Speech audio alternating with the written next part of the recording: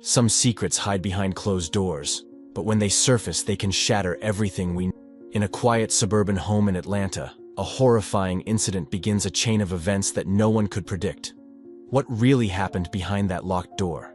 And why does silence seem more dangerous than the truth? If you want to unravel this mystery, don't forget to subscribe to our channel and share where you're watching from in the comments below. It was a quiet afternoon, the kind where the gentle hum of a lawnmower echoed faintly in the distance, and sunlight filtered through the blinds of the neatly kept home on Maplewood Drive. Inside, Sarah sat cross-legged on the living room floor, her textbooks spread out before her. At 15, she was no stranger to the routine. Her mother, Rebecca, was always working double shifts at the local diner, leaving her stepfather, John, as the only adult at home during the afternoons. Sarah had never felt truly at ease around John. He had married her mother 3 years ago, charming Rebecca with his steady job, smooth demeanor, and promises of a stable future. To outsiders, he was the perfect husband. To Sarah, there was something in his eyes, a coldness that made her stomach twist whenever he was near. "Sarah," John's voice called from the kitchen. It was calm, measured, but it carried undertone that made her skin prickle. "Can you come here for a second?" She hesitated, glancing toward the clock. Rebecca wouldn't be home for another 2 hours. Slowly, she rose to her feet, heart pounding for reasons she couldn't quite name. When Sarah entered the kitchen, she saw John standing by the counter, a faint smirk playing on his lips. "We need to talk," he said, his eyes narrowing slightly. "About what?" she asked cautiously, her hands tightening into fists at her sides. John didn't answer. Instead, he gestured toward the hallway, where the door to his study stood ajar. "In there." Alarm bells rang in her mind. "I'm fine here," she replied quickly, taking a step back. He moved toward her, his movements deliberate and slow. "Sarah, don't make this difficult," I said. "In there." Her pulse quickened. She glanced toward the front door, calculating how fast she could run. But before she could act, John's hand gripped her arm, his strength undeniable. He wasn't hurting her, not yet, but his firm grasp was enough to send a surge of panic through her body. "Let go of me," she shouted, her voice trembling. "Just calm down," he hissed, pulling her toward the study. The door slammed. Door shut behind them, and the lock clicked into place. For the next few moments, the house was silent, save for the muffled sound of voices coming from behind the door. Then came the scream. It was loud, piercing, and unmistakable, a sound of pure fear that shattered the afternoon calm. Across the street, Mrs. Whitman, a retired schoolteacher, had been tending to her garden when she heard it. She froze, her hand clutching a pair of pruning shears. Sarah's scream echoed again, more desperate this time. Mrs. Whitman dropped her tools and hurried toward the house, her heart pounding. Inside, the tension reached a breaking point. Rebecca's phone, resting on the kitchen counter, buzzed with a notification, but she wasn't there to see it. Mrs. Whitman pounded on the door, her voice frantic. "Sarah, is everything okay in there?" There was no answer. She pulled out her phone and dialed 911, her hands shaking. "Yes. I need the police," she said, her voice unsteady. "There's something happening at 112 Maplewood Drive." A girl screamed. She sounded terrified. Minutes passed, each one stretching unbearably long. The neighborhood began to stir as other residents peered out of their windows, wondering what had caused the commotion. When the police arrived, they knocked firmly on the door. "This is the Atlanta Police Department," one officer announced. "Open the door." Inside the study, Sarah was sitting in the corner of the room, her face pale and her breathing uneven. John stood by the desk, his expression unreadable. "Stay quiet," he muttered, but his voice lacked the confidence it had before. The officers knocked again, louder this time. "If you don't open this door, we're coming in." John's jaw tightened, and for a moment, Sarah thought he might refuse. Then, reluctantly, he unlocked the front door. "What seems to be the problem, officers?" John asked, his tone calm and almost dismissive. Mrs. Whitman stepped forward, her eyes blazing. "I heard the girl screaming," she exclaimed. "You can't tell me nothing's wrong." The officers exchanged glances before one of them asked, "Is there anyone else in the house?" John nodded. My stepdaughter. She's in my study. I'll get her. As he turned to go, one of the officers stopped him. We'll speak to her ourselves. When they found Sarah, she was sitting rigidly in the corner, her arms wrapped tightly around her knees. She looked up at the officers, her eyes wide and filled with tears. Are you okay, miss? One of them asked gently. She nodded faintly, but didn't speak. The officers led her out of the house, their protective presence a small comfort. Outside, Rebecca's car pulled into the driveway. She stepped out, looking confused and alarmed at the sight of police vehicles. What's going on? She demanded, rushing towards Sarah. Before anyone could answer, Sarah clung to her mother, tears streaming down her face. She whispered, her voice barely audible. Rebecca turned to John, who stood silently on the porch, his expression blank. What did you do? She demanded, her voice rising. Nothing, he replied coolly. This is a misunderstanding. But the way he avoided her gaze said otherwise. Rebecca's face hardened as she turned to the officers. Is my daughter hurt? One of them shook his head. She seems shaken, but physically she's fine. However, we'd like to ask her a few questions to understand what happened. As they spoke, Sarah's grip on her mother tightened. She didn't feel safe, not with John standing there, watching her every move. The neighbors gathered on the sidewalk, whispering amongst themselves. The pristine facade of the house on Maplewood Drive was beginning to crack, and it was clear that whatever lay beneath the surface wasn't as perfect as it seemed. For Rebecca, this was only the beginning. She couldn't yet know the full weight of the secrets about to unfold, or how they would test her love for her daughter and the life she thought she had built. The officers escorted Sarah and Rebecca to their car, leaving John standing alone on the porch.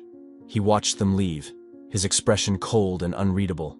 Inside the house, the air felt heavier than ever, and just like that, the fragile piece of their lives shattered, leaving a trail of questions in its wake. What had really happened in that study? And why was Sarah so afraid to speak? The car ride from the house on Maplewood Drive to the local police station was quiet, except for the muffled hum of the engine and the occasional sniffle from Sarah. Rebecca sat rigidly in the front passenger seat, her hands clenched tightly in her lap. The officer driving glanced at her through the rearview mirror, his expression a mixture of professionalism and sympathy. Sarah sat in the back, staring out the window, her thoughts a tangled mess. The day had started like any other, but now her world felt upside down. Rebecca broke the silence. What's going on, Sarah? Why were the police at our house? Her voice wavered, caught between anger and concern. Sarah didn't answer. She couldn't. Her throat felt tight, and every time she tried to find the words, the memory of John's cold grip on her arm and the locked door stopped her. Rebecca turned in her seat, desperation flashing in her eyes. Sarah, talk to me, please. Ma'am, the officer interrupted gently. We'll ask her questions at the station. Let's give her a moment. Rebecca nodded, leaning back in her seat, though the tension in her body didn't ease. At the station, the officers led them into a small, neutral-toned room, with a table and chairs. A second officer brought in a bottle of water, placing it in front of Sarah. Take your time, he said kindly. Rebecca hovered near her daughter, her protective instincts taking over. I don't understand why we're here, she said to the officers. What happened? Did someone hurt her? Ma'am, we're trying to determine that, the officer replied. We just need to ask a few questions. It's standard procedure. Without me in the room? Rebecca asked, her voice rising. For now, yes, the officer said firmly. Rebecca hesitated but eventually stepped outside, the door closing softly behind her. Alone with the officers, Sarah felt their gazes on her, gentle yet probing. Sarah, one of them began, his tone careful. Can you tell us what happened today? She stared at the table, her fingers picking at the edge of the water bottle's label. Nothing happened, she mumbled. The other officer exchanged a glance with his partner before leaning forward slightly. You were screaming, Sarah. Your neighbor heard you. She was worried enough to call us. Why were you screaming? Sarah's chest tightened. She could feel the words clawing to escape, but fear kept them buried. What would John do if she told them? He hadn't hurt her, not physically, but his threat hung heavy in her mind. It was nothing, she repeated, a tear slipping down her cheek. Outside the room, Rebecca paced the hallway. She felt as though her life had taken a sudden, unexplainable turn. Just hours ago, she'd been at work, thinking everything at home was fine. Now, her daughter was being questioned, and her husband had brushed off the entire incident as a misunderstanding. She couldn't shake the feeling that something was terribly wrong. When they returned home later that evening, the atmosphere in the house was suffocating. Sarah went straight to her room without a word, closing the door behind her. Rebecca stood in the hallway for a moment, staring at the door as if she could will it to open and bring her daughter back out. Downstairs, John sat on the couch, his feet propped up. On the coffee table, the TV playing some late-night news program. He didn't look up when Rebecca entered the room. "What the hell happened here today, John?" Rebecca demanded, her voice low but trembling with anger. John sighed, muting the television. "I told you it was a misunderstanding. Sarah's been acting out lately. She's moody, you know how teenagers are. I tried to talk to her about it and she got upset." "That doesn't explain why the police were here," Rebecca shot back, "or why she was screaming." "She overreacted," John said, shrugging. "I raised my voice maybe, but nothing happened." Rebecca stared at him, her gut telling her that something wasn't right. "She's my daughter, John. If something happened, I need to know." John finally met her gaze, his expression hardening. "I said nothing happened, Rebecca. Maybe you should try talking to her instead of grilling me." Rebecca's stomach churned. She had always thought of John as steady, dependable, but now there was a sharpness to him, a cold edge she hadn't seen before. Upstairs, Sarah sat on the edge of her bed, clutching the photograph she'd found in the attic weeks earlier.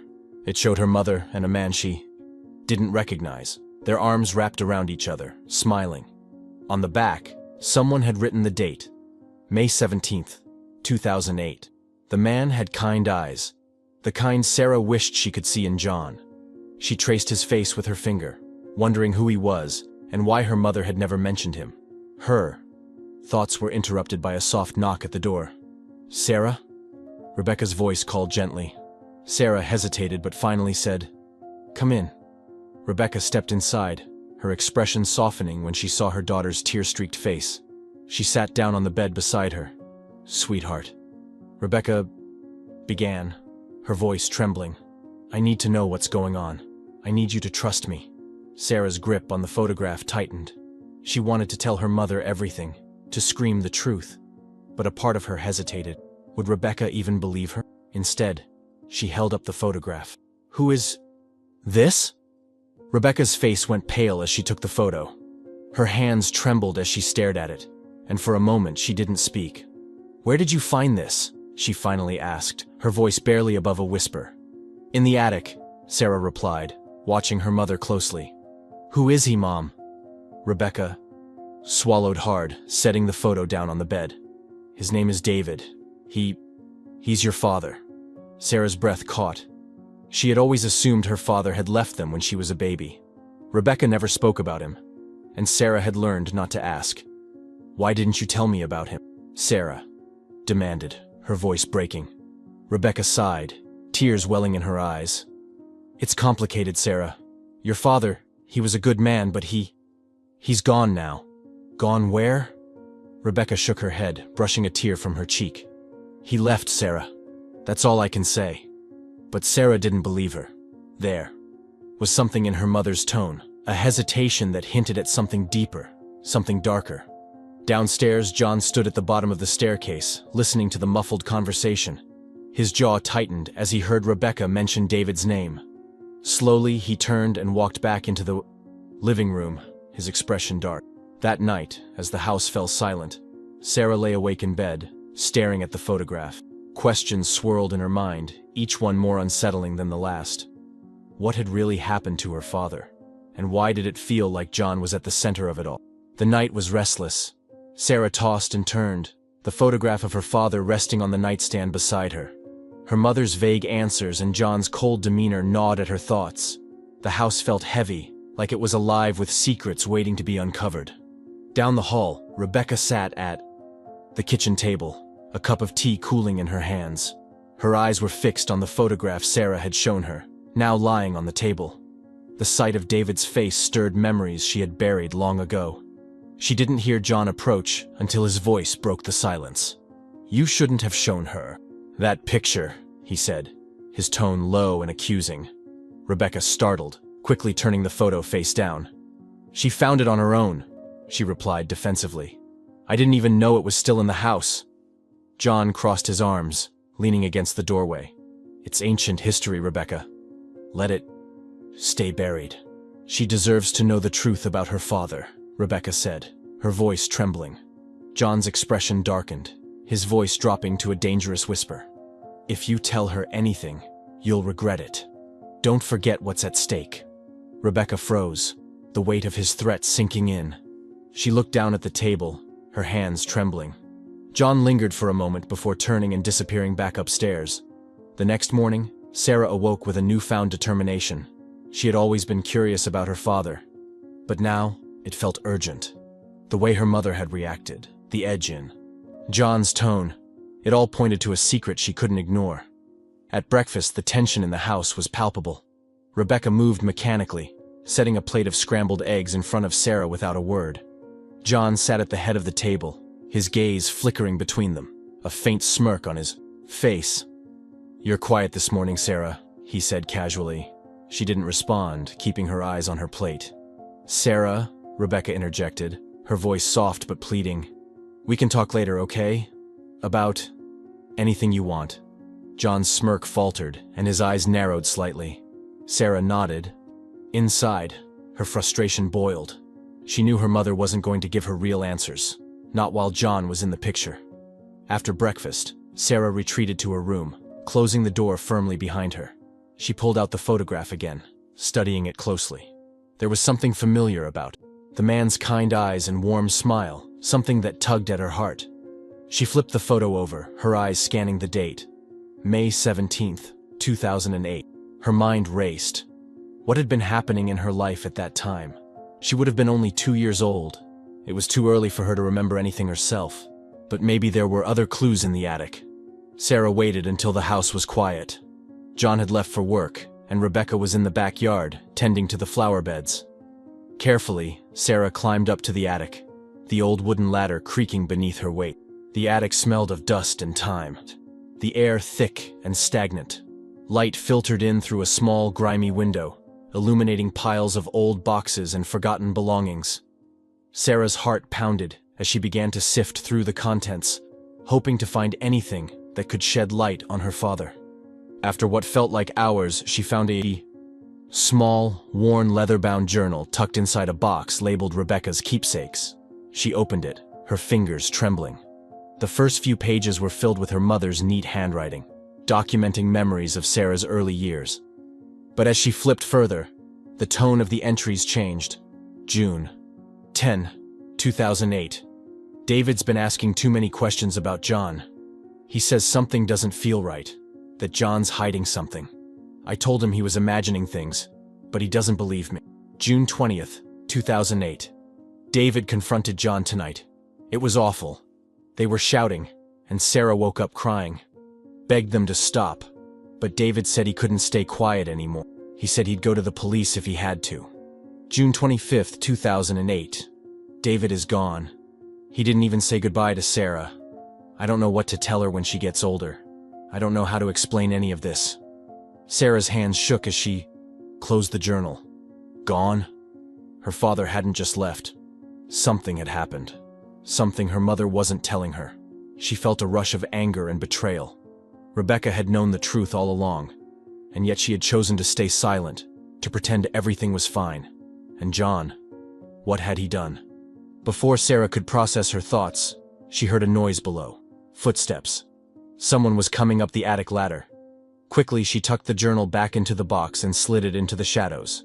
The attic door creaked open, and Rebecca's head appeared, her expression a mix of confusion and concern. Sarah, what are you doing up here?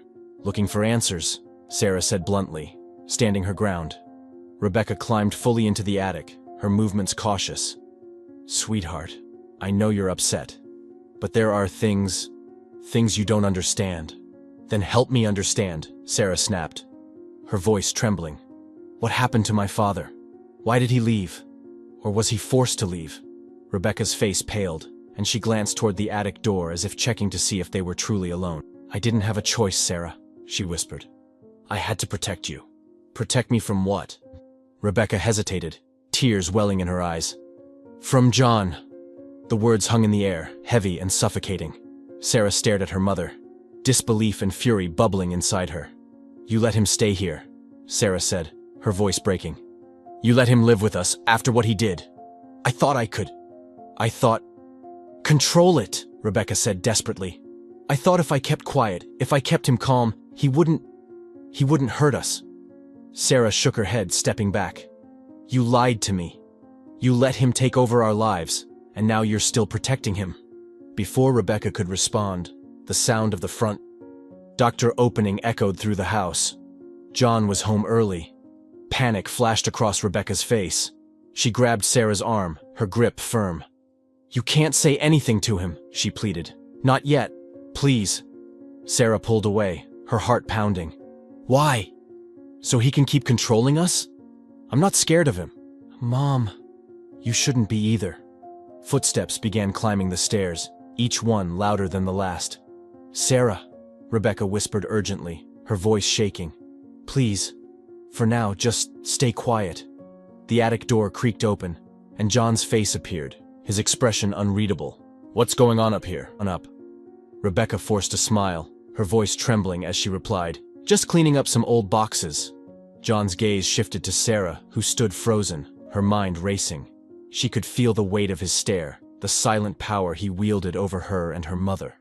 "Don't stay up here too long," he said finally, his tone neutral but edged with warning. "It's dusty." He disappeared down the ladder, and the tension in the attic lingered like a storm cloud. Sarah turned to her mother, her voice quiet but firm. "I'm going to find out the truth, with or without your help." Rebecca's shoulders sagged, tears spilling down her cheeks. She didn't try to stop Sarah this time. That night, as Sarah lay in bed, she clutched the journal tightly, its words echoing in her mind. Her father hadn't left her willingly. He had known something about John, something that had cost him everything, and Sarah was determined to find out what. The house was unnervingly quiet the next. Sarah moved through her morning routine in a haze, her mind replaying her mother's desperate plea and the unsettling confrontation in the attic. She couldn't shake the feeling that every creak in the floorboards and every glance from John carried a sinister undertone. But Sarah had made up her mind. She couldn't live in the shadow of these secrets any longer. Whatever had happened to her father, she would uncover it, even if it meant risking the fragile peace in her home. That evening, while Rebecca was working late and John had gone out for one of his usual meetings, Sarah slipped out of the house. Her destination was the public library, a place she hadn't visited since middle school, but one that promised answers in a way her mother and stepfather never could. Sarah's hands trembled slightly as she logged onto one of the public computers. She wasn't even sure where to begin. Searching her father's name, David Harrison, felt like a shot in the dark, but it was all she had. She typed his name into the search bar, her heart pounding as results populated the screen. Most of them were generic. Old addresses, public records, nothing meaningful. But then, a headline caught her eye. "Local man reported missing under suspicious circumstances." Her pulse quickened as she clicked the link. The article was from a small local paper, dated July 2008. It described how David had been reported missing shortly after neighbors overheard a heated argument at his home. The police had questioned his wife, Rebecca, and a male associate, but the case went cold due to lack of evidence. Sarah stared at the screen, her blood running cold. Male associate. They meant John. The walk home was brisk and tense, the cool night air doing little to calm Sarah's racing thoughts. By the time she reached the house, John's car was back in the driveway. The lights in the living room were on, casting a warm glow through the front window, but it felt anything but welcoming. As she stepped inside, the smell of dinner lingered faintly in the air, though the house was silent. Sarah's eyes darted around the space, her heart pounding. Where was John? The sound of footsteps descending the stairs made her stomach flip. He appeared at the bottom, his hands in his pockets, his expression calm but watchful. "Out late, huh?" he said, casually, though there was an unmistakable edge in his voice. Sarah forced a neutral expression. I went for a walk. John tilted his head slightly, studying her. A walk. In the dark? Yeah, she said quickly. Needed some air. He didn't respond immediately, but his eyes lingered on her. Too long before he nodded and turned toward the kitchen. Your mom's working late again, he said over his shoulder. She asked me to heat up dinner for you. I'm not hungry, Sarah replied, moving toward the stairs. Suit yourself, John said, his tone cool. Sarah felt his gaze on her back as she climbed the stairs. She resisted the urge to look back, but every step felt heavier, as if his presence clung to her like a shadow. Upstairs, Sarah closed her bedroom door and leaned against it, her heart racing. She needed to be smarter, more careful. John was suspicious of her. She could feel it. She opened her backpack and pulled out the printout of the article she'd found at the library. Her father's face stared back at her from a small photo beside the text, his expression warm and kind. Sarah felt a lump rise in her throat. He didn't deserve this. She tucked the paper into the journal she'd found in the attic and hid it in a shoebox under her bed. She didn't know what her next move was, but she knew she couldn't stop now. The next morning, Sarah was startled awake by a knock at her bedroom door. Before she could answer, John stepped inside, uninvited. You need to clean the garage today, he said flatly, his eyes scanning the room. Sarah sat up, her heart racing. Why? It's not my mess. Because I said so, he replied, his tone sharp. His gaze lingered on the floor for a moment before he turned and left, closing the door behind him. Sarah exhaled shakily, feeling the tension in her chest tighten. She knew this wasn't about cleaning the garage. John was watching her more closely now, and she couldn't let her guard down. The garage was dimly lit, with boxes and tools scattered everywhere. Sarah worked methodically, her mind churning with questions as she moved, items from one corner to another. She was almost finished when she noticed a metal filing cabinet tucked into the farthest corner, half hidden behind an old tarp. Curiosity prickled at her as she approached it. The cabinet was locked, but the key was still in the lock. Sarah hesitated for a moment, before turning the key and pulling the drawer open. Inside, she found folders stuffed with papers, receipts, bills, and what looked like legal documents. She flipped through them quickly, her eyes scanning for anything unusual. Then she saw it. A restraining order. Her breath caught as she read the names on the document, David Harrison and John Miller. Her hands shook as she skimmed the details.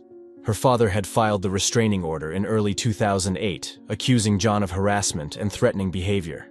But what stood out most was the handwritten note at the bottom, scrawled in what looked like David's handwriting. If something happens to me, it's because of him. The words sent a chill down Sarah's spine. She slammed the drawer shut and stepped back, her heart pounding. She had always suspected John, but this was proof. Proof that her father had feared him, and that his disappearance was anything but random. That night, Sarah confronted her mother. Why didn't you tell me about the restraining order? She demanded, holding the paper out in front of her. Rebecca's face went pale as she took the document, her hands trembling. Where did you find this? In the garage, Sarah replied sharply. It doesn't matter where I found it. What matters is that you knew John was dangerous, and you still let him stay here. Rebecca sank onto the couch, the document clutched in her hands.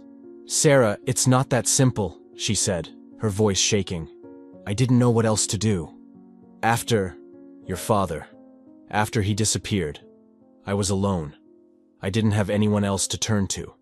So you turned to the man who threatened him? Sarah shot back, her voice rising. You let him into our lives, into our home? I thought he'd changed, Rebecca said weakly. I thought if I kept him calm, if I didn't push him, everything would be okay. Sarah's anger boiled over. Well, it's not okay, Mom. He's dangerous, and you've been letting him control us this whole time. Rebecca's tears fell freely, but she didn't argue. She looked broken, defeated. Mom, Sarah said more softly, her voice trembling. We need to do something. We can't keep living like this. Rebecca didn't respond. Her silence spoke volumes, and Sarah felt a wave of frustration and helplessness. As she went to bed that night, Sarah clutched the journal and the restraining order, her determination hardening. If her mother wouldn't act, she would. John wasn't going to get away with this. The next morning brought an eerie calm to the house on Maplewood Drive. Sarah woke to the sound of birds chirping outside her window, but the light streaming through the blinds felt harsher than usual, as if the world itself was bracing for what was to come. Downstairs, Rebecca moved about the kitchen in silence, her face pale and drawn. She had barely slept, her mind haunted by Sarah's words and the resurfaced restraining order. John sat at the table, sipping his coffee, oblivious to the storm brewing just beneath the surface. Sarah didn't say a word to either of them as she grabbed a piece of toast and slipped out the back door. She needed time to think, time to figure out her next move. She found herself wandering the streets of her neighborhood, her feet carrying her without direction. Her thoughts churned with questions and anger. What had John done to her father? And why had her mother been complicit in the silence for so long? As Sarah walked, she passed the house of their elderly neighbor, Mrs. Whitman, the same woman who had called the police that fateful day. Sarah hesitated, a spark of an idea forming in her mind. If anyone knew the history of her family and the tension that had built over the years, it might be Mrs. Whitman. Sarah knocked on the door, her heart racing. After a few moments, the door creaked open, revealing the petite woman with a kind but wary expression. "Sarah?" Mrs. Whitman said, her surprise evident. "Is everything all right, dear? Can I come in?" Sarah asked, her voice trembling slightly. "I need to ask you something. It's important." Mrs. Whitman's eyes softened, and she stepped aside to let Sarah in. Inside the cozy, cluttered living room, Mrs. Whitman poured them both a cup of tea. Sarah sat on the edge of the couch, clutching her hands together nervously. "You've always been such a sweet girl," Mrs. Whitman began, sitting across from her. "What's troubling you, Sarah?" Sarah took a deep breath, her voice shaking as she asked, "Do you remember my dad? David Harrison?" Mrs. Whitman's face grew somber, and she nodded. I do. He was such a kind man. Always helped me with my garden when your mother was busy. He adored you, you know." "What happened to him?" Sarah pressed, her voice cracking. "I mean, did you ever hear anything? See anything?" Mrs. Whitman hesitated, her brow furrowing.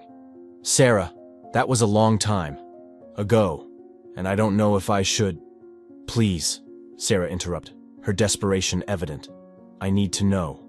The older woman sighed, her hands trembling slightly as she set down her cup. "There was one night, shortly before he disappeared. I heard shouting coming from your house. It was late, maybe 10 or 11. I didn't see what happened, but the next day, David was gone. I asked your mother about it, but she just said he'd left." "Did you ever see John that night?" Sarah asked, her heart pounding. Mrs. Whitman's expression darkened. "Yes, he came by later that evening, asking if I'd heard or seen anything unusual. I thought it was odd at the time. He seemed nervous." Sarah's hands clenched into fists. "Why didn't you say anything?" "I didn't know what to say, Sarah," Mrs. Whitman said softly. "Your mother seemed so fragile after David left, and John was always around, keeping an eye on things. I thought it was better to stay out of it." Tears welled in Sarah's eyes. "He didn't just leave," she whispered. "I know he didn't." Mrs. Whitman reached out, placing a comforting hand on Sarah's. "I'm so sorry, dear. I should have done more." That evening, Sarah returned home to find Rebecca sitting at the kitchen table, staring blankly at the restraining order. John was nowhere to be seen, his absence both a relief and a source of unease. "Mom," Sarah said quietly, stepping into the room. Rebecca looked up, her eyes red and puffy. She didn't say anything, but her gaze was heavy with guilt. "I talked to Mrs. Whitman today," Sarah continued, sitting across from her. "She told me about the night Dad disappeared. She said there was shouting, and then John came to her house, acting nervous." Rebecca's face crumpled, and she buried her face in her hand.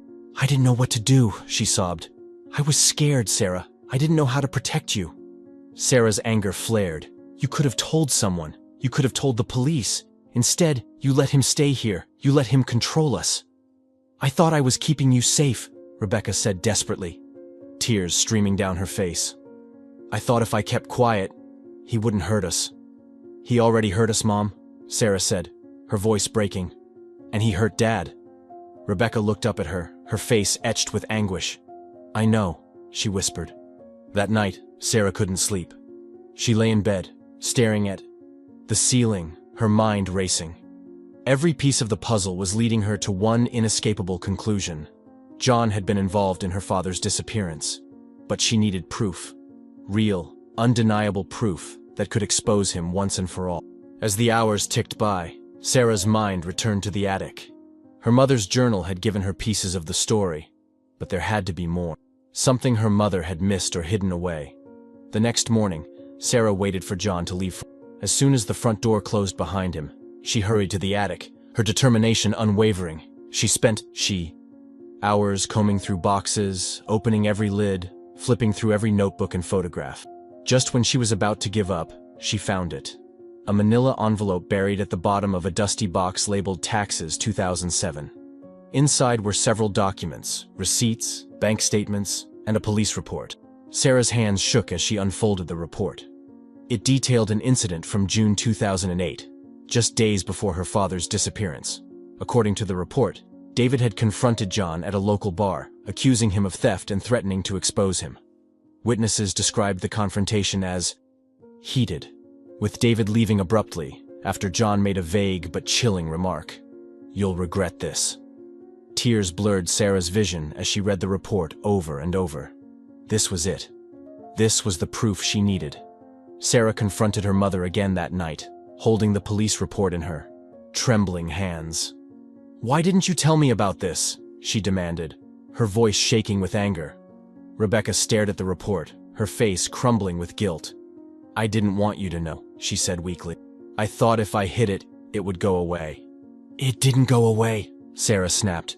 "He didn't just disappear, Mom. John did something to him, and you've been protecting him." Rebecca sobbed, her hands clutching the edge of the table. "I was afraid," she whispered, "afraid of what John would do if I told anyone." Sarah's voice softened, though her anger still simmered beneath the surface. "You don't have to protect him anymore, Mom. We need to tell the truth. For Dad. For us." Rebecca looked at her daughter, the weight of years of silence and fear etched into her face. Slowly, she nodded. For the first time in years, Sarah felt a glimmer of hope. But she knew the battle was far from over. The house on Maplewood Drive felt more oppressive than ever, as though the walls themselves were conspiring to keep Sarah and Rebecca locked in their cycle of fear and silence. But now, for the first time, a fissure had formed in the foundation of John's control. Rebecca had agreed to help, though her resolve remained fragile. Sarah, however, was determined. She spent the next few days strategizing, combing through the evidence she had uncovered, and deciding what steps to take next. Every move felt risky, every decision fraught with danger. John, oblivious to the storm brewing around him, carried on as usual. His confidence, Sarah realized, was his weakness. He had spent years believing no one would dare to challenge him. Sarah intended to prove him wrong. That afternoon, Sarah decided to visit someone she hadn't seen in years, her father's childhood friend, Mark Dawson. She vaguely remembered him from family photos and the occasional holiday visit when she was little. After some online searching, she found his address in a neighboring town. Rebecca hesitated when Sarah mentioned the plan. "I don't know if that's a good idea," she said, her voice laced with worry. "Mark and your father had a falling out years ago. I don't even know if he'd want to talk about this." Sarah stood firm. "He's the only person left who might know the truth, Mom. If there's even a chance he can help, I have to try." Rebecca reluctantly agreed, her fear for Sarah evident in every glance and word. "Just be careful, sweetheart," she said, hugging her daughter tightly before she left. Mark Dawson's house was modest, tucked away at the end of a quiet cul-de-sac. Sarah's hands trembled as she knocked on the door. She wasn't sure what to expect. Would he even remember her? The door opened, revealing a man in his late 40s with graying hair and a weathered face. His eyes narrowed in confusion as he looked at Sarah. "Can I help you?" he asked, his tone cautious. "Mr. Dawson," Sarah began, her voice trembling slightly. "I'm Sarah Harrison, David Harrison's daughter." Mark's eyes widened slightly, and he stepped back, opening the door wider. "Sarah," he said softly. "I haven't seen you since you were a little girl. Come in." She stepped inside, taking in the warm, lived-in space. Photographs lined the walls, some of them featuring her father and Mark in their younger days. Mark gestured for her to sit, his expression somber. "I never thought I'd see you again," he said. "How's your mother?" Sarah hesitated. "She's managing," she said carefully. Mark sighed, rubbing a hand over his face. "I always wondered what happened to you two after David disappeared. I tried to reach out, but Rebecca never returned my calls. She didn't want anyone to know what really happened," Sarah said quietly, her voice tinged with bitterness. Mark's brow furrowed. "What do you mean? What really happened?" Sarah leaned forward, her heart pounding as she spoke. "I think John, my stepfather, had something to do with my dad's disappearance. I found a restraining order my dad filed against him, and a police report about a fight they had just before he went missing." Mark's face darkened, his hands clenching into fists. "I knew it," he muttered under his breath. "I knew that bastard had something to do with it." "What do you mean?" Sarah asked urgently. Mark hesitated for a moment before speaking. "David came to me a few weeks before he disappeared," he said. "He was worried about your mom. He said John was manipulative, controlling. David thought John was taking money from her, maybe even threatening her. He wanted to confront him, but I told him to be careful. I never thought it would escalate like this." Sarah's stomach churned. "Do you think John?" She couldn't bring herself to finish the question. Mark's eyes softened as he looked at her. "I don't know for sure, Sarah, but if your dad was onto something, John would have had a reason to shut him up." Sarah nodded, her resolve hardening. "I need your help," she said. "I need to prove what John did to my dad. Can you help me?" Mark hesitated, but the determination in Sarah's eyes seemed to sway him. He nodded. "All right," he said. "I'll do whatever I can." That evening, Mark drove Sarah home, promising to dig through old records and contacts to see if he could find anything useful. When Sarah walked through the front door, she was greeted by Rebecca's anxious face. "How did it go?" Rebecca asked, her voice trembling. Sarah set her bag down and sat at the kitchen table. "He thinks John had a motive," she said, "but we need more proof. Mark's going to help us." Rebecca's face paled, and she glanced toward the living room, where John's voice could be heard faintly as he spoke on the phone. "If he finds out what we're doing." "He won't," Sarah said firmly. "We'll be careful." But Rebecca's fear was contagious, and Sarah couldn't ignore the unease settling in her chest. Later that night, as the house fell silent, Sarah lay awake in bed. Her thoughts churned, and every creak of the floorboards made her heart race. She reached for the journal hidden under her mattress, flipping through its pages once more. One entry caught her eye, one she had skimmed over before. July 1st, 2008. "I heard them arguing again tonight. John said something about taking care of it, and David stormed out. I don't know what to do anymore. I'm so scared for Sarah." Sarah stared at the words, her blood running cold. Taking care of it. The phrase echoed in her mind, chilling her to the core. Suddenly, she heard a noise outside her bedroom door. A soft creak, as if someone were standing just outside. Her heart pounded as she closed the journal and slid it back under the mattress. "Mom?" she called out softly. There was no response. Summoning her courage, Sarah crept to the door and opened it slowly. The hallway was dark and empty, but she couldn't shake the feeling that she wasn't alone. Next morning, Sarah decided to confront John directly. She knew it was risky, but she couldn't live with the silence any longer. At breakfast, she set her fork down and looked him straight in the eye. "What happened to my dad?" she asked bluntly. John froze for a moment, his expression unreadable. Then he smirked, leaning back in his chair. "That's a heavy question for so early in the morning," he said casually. "I'm serious," Sarah pressed. "You were the last person to see him. What did you do to him?" John's smirk faded, and his eyes darkened. "Careful, Sarah," he said coldly. "You don't want to start throwing around accusations you can't back up."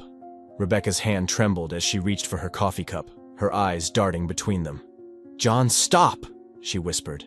"No," Sarah said firmly, her voice shaking with anger. "I want answers. You've been lying to us for years. and I'm done playing along. John stood abruptly, his chair scraping against the floor. He leaned over the table, his face inches from Sarah's. "You don't know what you're talking about," he hissed. "And if you keep digging, you're going to regret it." Sarah didn't flinch, even as her heart raced. "I'm not afraid of you," she said quietly. John straightened, his expression unreadable. "We'll see about that," he said before turning and walking out of the room. As the front door slammed shut behind him, Sarah turned to her mother. "He's hiding something, Mom," she said urgently, "and I'm going to find out what." Rebecca looked at her daughter, tears streaming down her face. "Just promise me you'll be careful," she whispered. Sarah nodded, but inside, she knew that careful wouldn't be enough. The tension in the house was suffocating. Every interaction between Sarah, Rebecca, and John fraught with an unspoken war. Sarah knew that she was walking a razor's edge. John had noticed her defiance, and his threatening words from breakfast echoed in her mind. But fear wasn't going to stop her. Anything. It fueled her resolve. That evening, Sarah sat on her bed, flipping through her father's police report again. She reread every detail, looking for anything she might have missed. Her eyes lingered on the section about the argument at the bar. Witnesses had mentioned that John left shortly after David, but there were no records of what happened afterward. Sarah's fingers hovered over her phone. She'd never been to the bar mentioned in the report, but she was old enough to walk in during the day, and maybe someone there remembered something. The next morning, Sarah left the house early, telling Rebecca she was going to the library. Rebecca didn't question her, but the worry in her eyes was unmistakable. Sarah had barely slept, her nerves raw. But she couldn't stop now. The bar was on the outskirts of town, a dingy place called the Rusty Nail. Its peeling paint and broken neon sign gave it an air of neglect, but inside, it was surprisingly clean. A few patrons sat at the bar, nursing beers even though it wasn't yet noon. Sarah approached the bartender, a grizzled man with a salt and pepper beard and tired eyes. "Excuse me," she began hesitantly. "I'm looking for information about something that happened here a long time ago." The bartender raised an eyebrow. "We're not a library, kid. What's this about?" "It's about my dad," Sarah said, her voice trembling. "David Harrison. He got into a fight here with a man named John Miller in 2008. The bartender's expression shifted slightly, his eyes narrowing. "That's a name I haven't heard in a while," he said, crossing his arms. "What's it to you?" "He's my stepfather now," Sarah explained, her voice growing stronger. "And I think he might have been involved in my dad's disappearance." The bartender's face softened. "I remember your dad," he said quietly. "He was a good guy. Came in here sometimes, talked about his little girl. You." Sarah's chest tightened. "Do you remember the fight?" The bartender nodded grimly. "It wasn't much of a fight. More like a shouting match. Your dad was furious, said something about John stealing from your mom. John wasn't too happy about being called out. He told your dad to watch his back." Sarah's stomach churned. "Did anything happen after that?" The bartender hesitated, then leaned in closer. "Your dad left first. John followed him about 5 minutes later. I didn't think much of it at the time, but I don't know, there was something in the way John was acting, like he was planning something." Sarah thanked the bartender and walked out of the bar, her head spinning. This was the first real confirmation she'd had of John's intent to harm her father, but it wasn't enough. She needed concrete proof, something the police could use to reopen the case. As she walked home, her phone buzzed with a text from Mark Dawson. "I found something. Call me when you can." Mark met Sarah at a coffee shop later that afternoon. He had a file folder with him, thick with documents and photographs. "I went through some old contacts," Mark said as they sat down.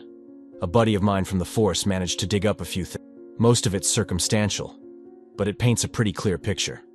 He opened the folder, revealing a series of old surveillance photos. Sarah's eyes widened as she recognized the faces. Her father and John, standing outside a storage unit. "These were taken a week before your dad disappeared," Mark explained. "Your dad rented that unit to keep some of his stuff after he and your mom separated. John showed up there one night, uninvited." Sarah's heart raced. "What was he doing there?" "We don't know," Mark admitted. "But here's the kicker." He flipped to another photo, This one's showing John leaving the storage unit carrying a large duffel bag. "What's in the bag?" Sarah asked, her voice trembling. "No way to know," Mark said. "But if we can figure out where that storage unit was, we might find something useful." Sarah spent the rest of the day trying to piece everything together. The storage unit felt like the key to unraveling the mystery. If John had taken something from her father, it might still be there. Evidence that could finally expose him. But there was one problem. Sarah had no idea where the unit was. That night, Sarah decided to search through John's belongings while he was out. It was risky, but she couldn't wait any longer. She crept into John's study, her hands shaking as she opened the drawers of his desk. Most of the papers were mundane: bills, receipts, tax documents. But then she found a small black notebook tucked at the back of one drawer. Flipping through the pages, she saw cryptic notes and dates, as well as an address scribbled hastily on one of the pages. Atlantic Storage, Unit 316. Her heart pounded. She'd found it. The next day, Sarah made her way to the storage facility. It was a sprawling lot of corrugated metal units, each one identical to the next. She walked to Unit 316, clutching the notebook in her hand. But when she reached the unit, her stomach dropped. The padlock on the door had been replaced with a new one, the kind that required a special key. "Can I help you?" a voice called out behind her. Sarah spun around, startled. A middle-aged man in a uniform stood nearby, a clipboard in hand. "I'm, looking for my stepfather's unit," she said, forcing a smile. "It's this one, 316. The man frowned. "That one's been locked up for years," he said. "Hasn't been accessed since 2008. Sarah's breath caught. "Do you have any records of who accessed it back then?" The man nodded. "I'd have to check the office," he said. "Come with me." As the man rummaged through the records in the office, Sarah's anxiety grew. If she could confirm John had accessed the unit after her father disappeared, it would be damning evidence. "Here we go," the man said, pulling out a dusty file. He flipped through the pages, then paused. "Last access was July 3rd, 2008, he said. "Signed out by John Miller." Sarah's heart pounded in her chest. "Is there any way to open the unit now?" she asked, trying to keep her voice steady. The man shook his head. "Not without the owner's permission or a court order." That night, Sarah returned home feeling both triumphant and frustrated. She was closer than ever to uncovering the truth, but the storage unit remained out of reach. As she climbed the stairs to her room, she heard voices coming from the kitchen. She paused, listening carefully.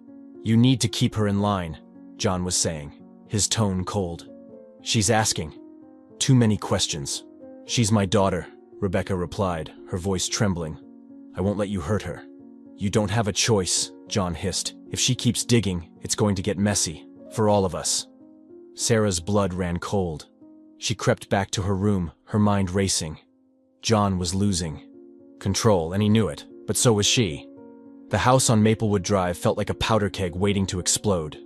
Every glance from John carried an unspoken threat, and Rebecca's trembling hands and downcast eyes betrayed her growing fear.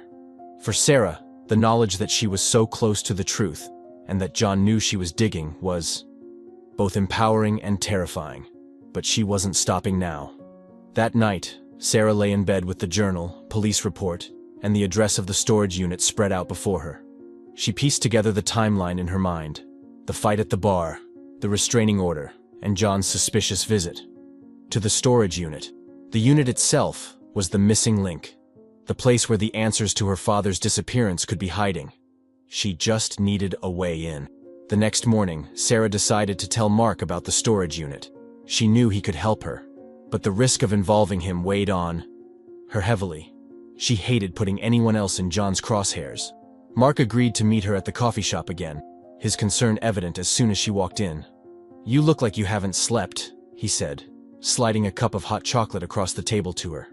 "I haven't," Sarah admitted. "It's getting harder to be in that house with him. He knows I'm onto something." Mark's face darkened. "If you're in danger, Sarah, you need to get out of there. You can stay with me if you need to." "I'm not leaving my mom," Sarah said firmly. "I need to protect her." Mark sighed, but he didn't argue. "What did you find out?" Sarah pulled out John's notebook and showed him the address for Atlantic Storage. "This is where I think John hid whatever he took from my dad, but it's locked, and the facility won't let me in without a court order." Mark studied the address, his brow furrowing. "Atlantic Storage. That's not far from where your dad used to work, is it?" Sarah nodded. "That's why I think it's important. John signed into the unit right after my dad disappeared. It can't be a coincidence." Mark leaned back, his fingers tapping against the table. "We could try talking to the facility manager again. Maybe if I go with you, he'll take us more seriously." "Would that work?" Sarah asked, hope flickering in her chest. "Maybe," Mark said. "But if not, there's another option. It's not exactly legal, though." Sarah's eyes widened. "What do you mean?" Mark hesitated, lowering his voice. "I know a guy, retired locksmith. He might be able to help us get into the unit. It's a risk. But if John really put something there, it might be the only way." Sarah hesitated, her mind racing. Breaking into the unit could backfire spectacularly, but waiting for a court order wasn't an option. John was already suspicious, and she didn't know how much longer she could keep up the charade. "Let's do it," she said finally, her voice steady. Mark nodded. "All right, I'll make the call." The plan came together quickly. That evening, Sarah told Rebecca she was staying late at the library to study. Rebecca didn't question her, though her worried eyes lingered on Sarah as she walked out the door. Mark picked her up a few blocks away, and together they drove to Atlantic Storage. The facility was quiet, its rows of identical units illuminated by dim security lights. The locksmith was waiting for them, a wiry man with a weathered face and quick hands. "This is a bad idea, you know," he muttered as he examined the lock on Unit 316. "Just get it open," Mark said, glancing nervously over his shoulder. The locksmith worked quickly, the soft click of his tools breaking the silence. Within minutes, the lock popped open, and Sarah's heart leapt. "Whatever you're looking for, make it quick," the locksmith said, stepping back. "You've got maybe 15 minutes before someone notices." Mark nodded, pulling the door open. Inside, the unit was packed with boxes, an old desk, and a duffel bag sitting in the corner. Sarah's hands shook as she stepped inside, her eyes darting over the contents. She opened the first box and found old paperwork, bills, receipts, and bank statements. Mark checked the desk drawers, pulling out more documents and setting them aside. Then Sarah saw it. The duffel bag sat in the corner, dusty but intact. She knelt down, her heart pounding as she unzipped it. Inside were several items, a set of keys, one of which looked like it belonged to a car, a folder stuffed with photographs, a wallet, its leather worn and cracked. Sarah pulled out the wallet. First, her breath caught as she opened it and saw her father's driver's license. Tears filled her eyes as she held it, the familiar face staring back at her. "Mark," she said, her voice trembling. Mark turned and saw what she was holding. His face darkened, and he placed a comforting hand on her shoulder. "We've got something," he said quietly. Sarah set the wallet aside and opened the folder. Inside were photographs of her father, taken at different locations. The bar, their old house, even the storage facility. It was as if someone had been watching him. Mark frowned as he flipped through the photos. "These look like surveillance pictures," he muttered. "Why would John have these?" Sarah's stomach churned. The realization hit her like a punch to the gut. "He was tracking my dad," she whispered. Mark nodded grimly. "And he wasn't doing it alone. Look at this." He pulled out a document. Buried in the folder, a handwritten note detailing a meeting between John and an unnamed associate. The note mentioned money changing hands and instructions to take care of the problem. "This is it," Mark said, his voice urgent. "This is what we need to take to the police before they could examine anything further." The sound of a car engine pierced the quiet night. Sarah and Mark froze, their eyes darting toward the entrance of the facility. "Someone's coming," the locksmith hissed, stepping back toward the gate. "You'd better clear out." Mark grabbed the folder and duffel bag, shoving them into Sarah's backpack. "Let's go," he said, pulling her toward the door. They slipped out of the unit and relocked it just as headlights swept across the lot. Sarah's heart raced as they crouched behind a nearby row of units, holding their breath. A car pulled into the lot, its engine idling for a moment before the driver stepped out. It was John. Sarah's blood turned to ice as she watched him approach the unit. He paused in front of the door, his eyes scanning the lock. For a moment, she thought he would notice something was off, but then he turned and walked back to his car, muttering into his phone. As soon as he was gone, Mark and Sarah hurried back to the car. Neither of them spoke as they drove away, the weight of what they'd found sinking in. When Sarah returned home that night, Rebecca was waiting for her in the living room. "Where were you?" Rebecca asked, her voice trembling. Sarah hesitated, then pulled the duffel bag out of her backpack and set it on the table. "We found this in the storage unit," she said. "It's Dad's." Rebecca's hands flew to her mouth as tears filled her eyes. "Oh my God," she whispered. Sarah looked at her mother, her voice steady, despite the fear in her chest. "We're going to the police, Mom. It's time." Rebecca nodded slowly, her tears falling freely. But as Sarah climbed the stairs to her room, she couldn't shake the image of John standing in front of the storage unit. He knew someone had been there, and she knew he wouldn't let it go. The next morning, the house felt like a ticking bomb. Rebecca was visibly shaken, her every movement marked by a nervous energy that set Sarah on edge. John, however, was strangely calm, his routine eerily unchanged. He moved through the kitchen with his usual confidence, sipping his coffee as if he hadn't been at the storage unit the night before. But Sarah knew better. She had seen him. And now, with the contents of the duffel bag stashed safely in her room, she couldn't stop thinking about his reaction, or lack thereof. She needed to act fast. After breakfast, Sarah excused herself and headed to her room. She pulled out her phone and dialed Mark, her fingers trembling slightly. "Mark," she said when he answered. "I have the duffel bag and the photos. We need to go to the police today." Mark's voice was steady, but she could hear the tension behind it. "All right," he said. "Bring everything over to my place, and we'll go together. I'll make sure the detectives take this seriously." Sarah glanced at her door, listening for any signs of movement outside. "Okay, I'll leave in an hour." "Be careful," Mark warned. "I will," Sarah replied, though her heart was already racing. Downstairs, Rebecca was tidying up the living room, her hands trembling as she folded a blanket. Sarah approached her cautiously.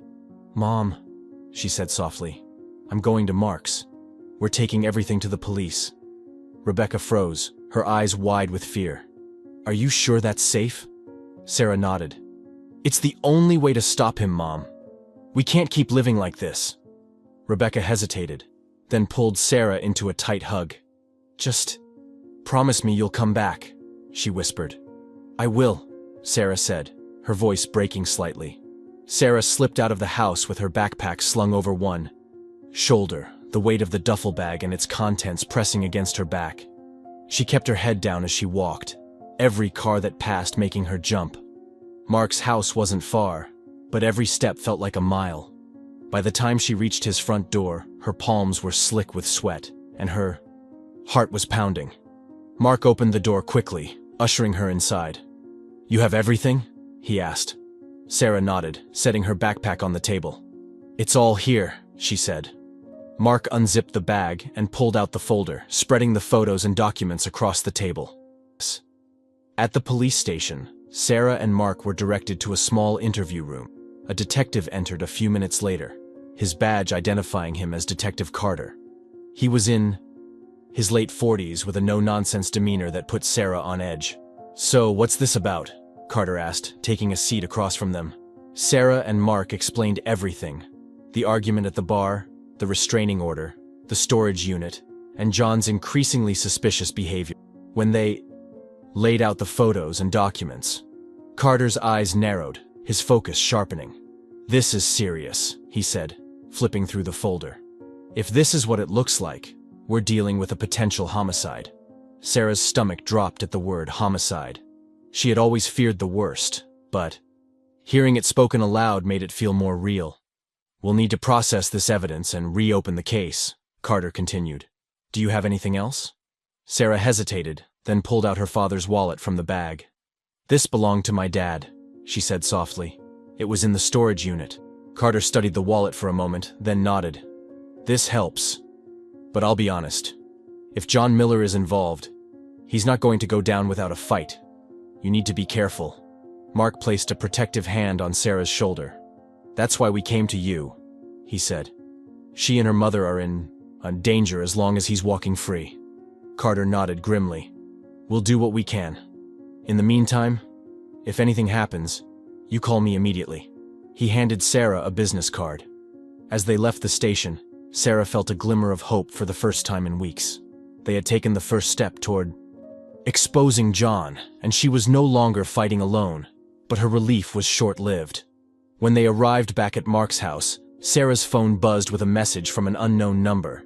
You're making a big mistake. Her blood ran cold as she showed the message to Mark. He knows, she whispered.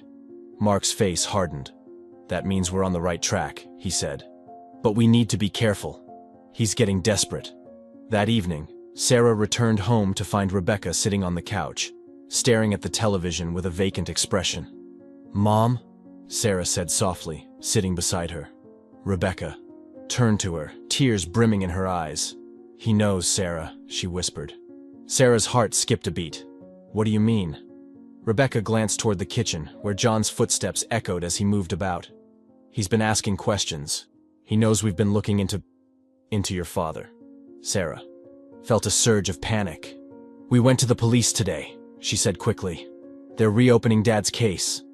They'll protect us, Mom. Rebecca shook her head, her tears spilling over. You don't understand. He's dangerous, Sarah. If he thinks he's losing control, he'll... The sound of John's voice cut through the room. Dinner's ready, he called, his tone eerily cheerful. Rebecca flinched, and Sarah felt her fear solidify into anger. She couldn't let him intimidate them any longer.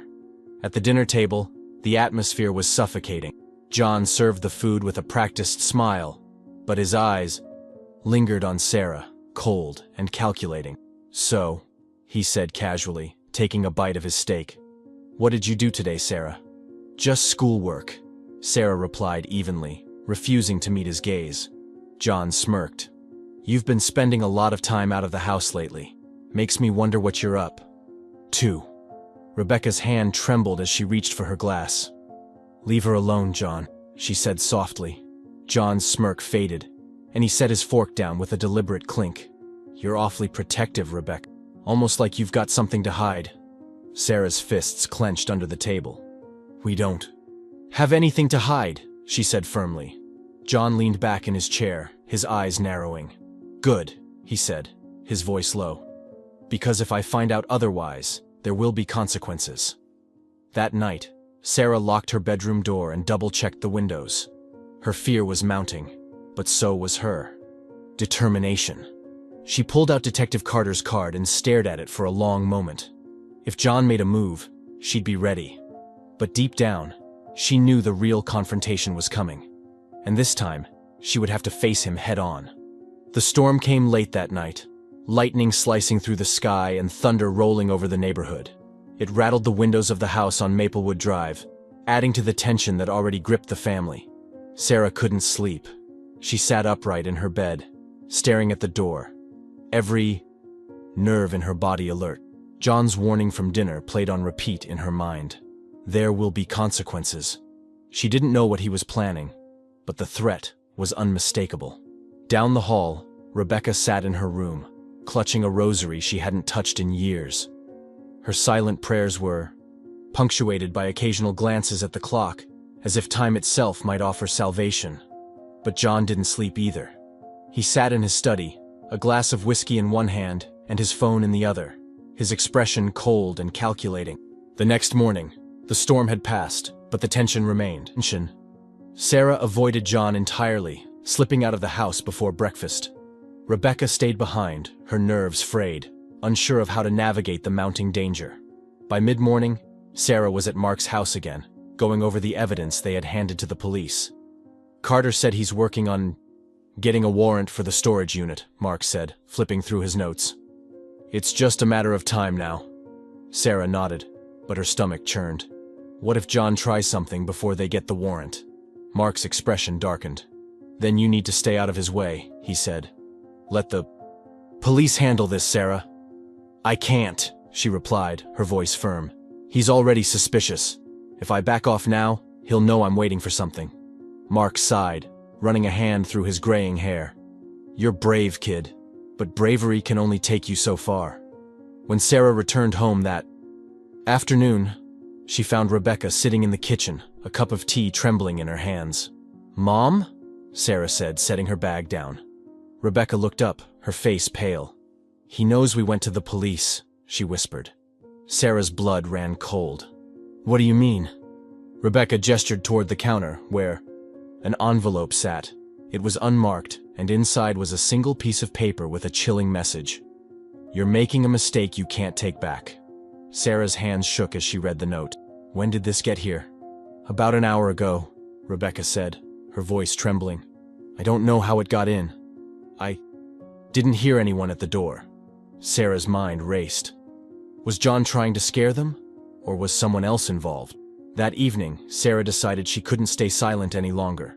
She waited until John had retreated to his study before approaching Rebecca. We have to leave, Sarah said quietly. Can't stay here while the police investigate. It's not safe. Rebecca shook her head, her eyes filled with fear. He'll find us, Sarah, no matter where we go. Not if we're smart about it, Sarah insisted. We'll go to Mark's place for a few days. The police can protect us there. Rebecca hesitated, her gaze darting toward the study door. If we leave, he'll know we're running. Let him know, Sarah said, her voice firm. We're not his prisoners, Mom. Rebecca nodded reluctantly. Okay, she whispered. But we need to be careful. The plan was simple. They would leave in the middle of the night, taking only what they could carry. Mark had agreed to meet them a few blocks away to avoid drawing attention. Sarah packed quickly, her heart pounding as she stuffed clothes and essentials into a backpack. Rebecca did the same, her movements shaky but determined. As the hours ticked by, the house grew eerily quiet. John's study door remained closed, and the sound of his heavy footsteps never came. Finally, at 2 a.m., Sarah and Rebecca crept down the stairs, their bags slung over their shoulders. Sarah's hand gripped Rebecca's tightly as they moved toward the front door, but just as Sarah reached for the handle, a voice cut through the darkness. Going somewhere? Both women froze. John stood in the doorway of the study, his silhouette backlit by the faint glow of his desk lamp. John, Rebecca stammered, her voice trembling. We were just… Save it, John snapped, stepping closer. His face was calm, but his eyes were cold. You're not going anywhere. Sarah stepped in front of her mother, her hands clenched into fists. You can't stop us, she said, her voice steady despite the fear coursing through her. John chuckled darkly, shaking his head. You think… You're so clever, don't you? Digging through my things, running to the police. You have no idea what you're getting yourself into. I know exactly what I'm doing, Sarah shot back. You killed my dad. The words hung in the air, heavy and damning. For a moment, John's smirk faltered, and something darker flashed in his eyes. You don't know anything, he said, his voice low and threatening. I know you've been lying to us for years, Sarah said, stepping closer. And I know the police are closing in on you. It's over, John. John's jaw tightened, and for a moment, Sarah thought he might lunge at her. But instead, he stepped back, his expression hardening. You're making a mistake, Sarah, he said quietly. One that's going to cost you. He turned and walked back into his study, slamming the door behind him. The rest of the night passed in agonizing silence. Sarah and Rebecca didn't try to leave again, knowing John was watching.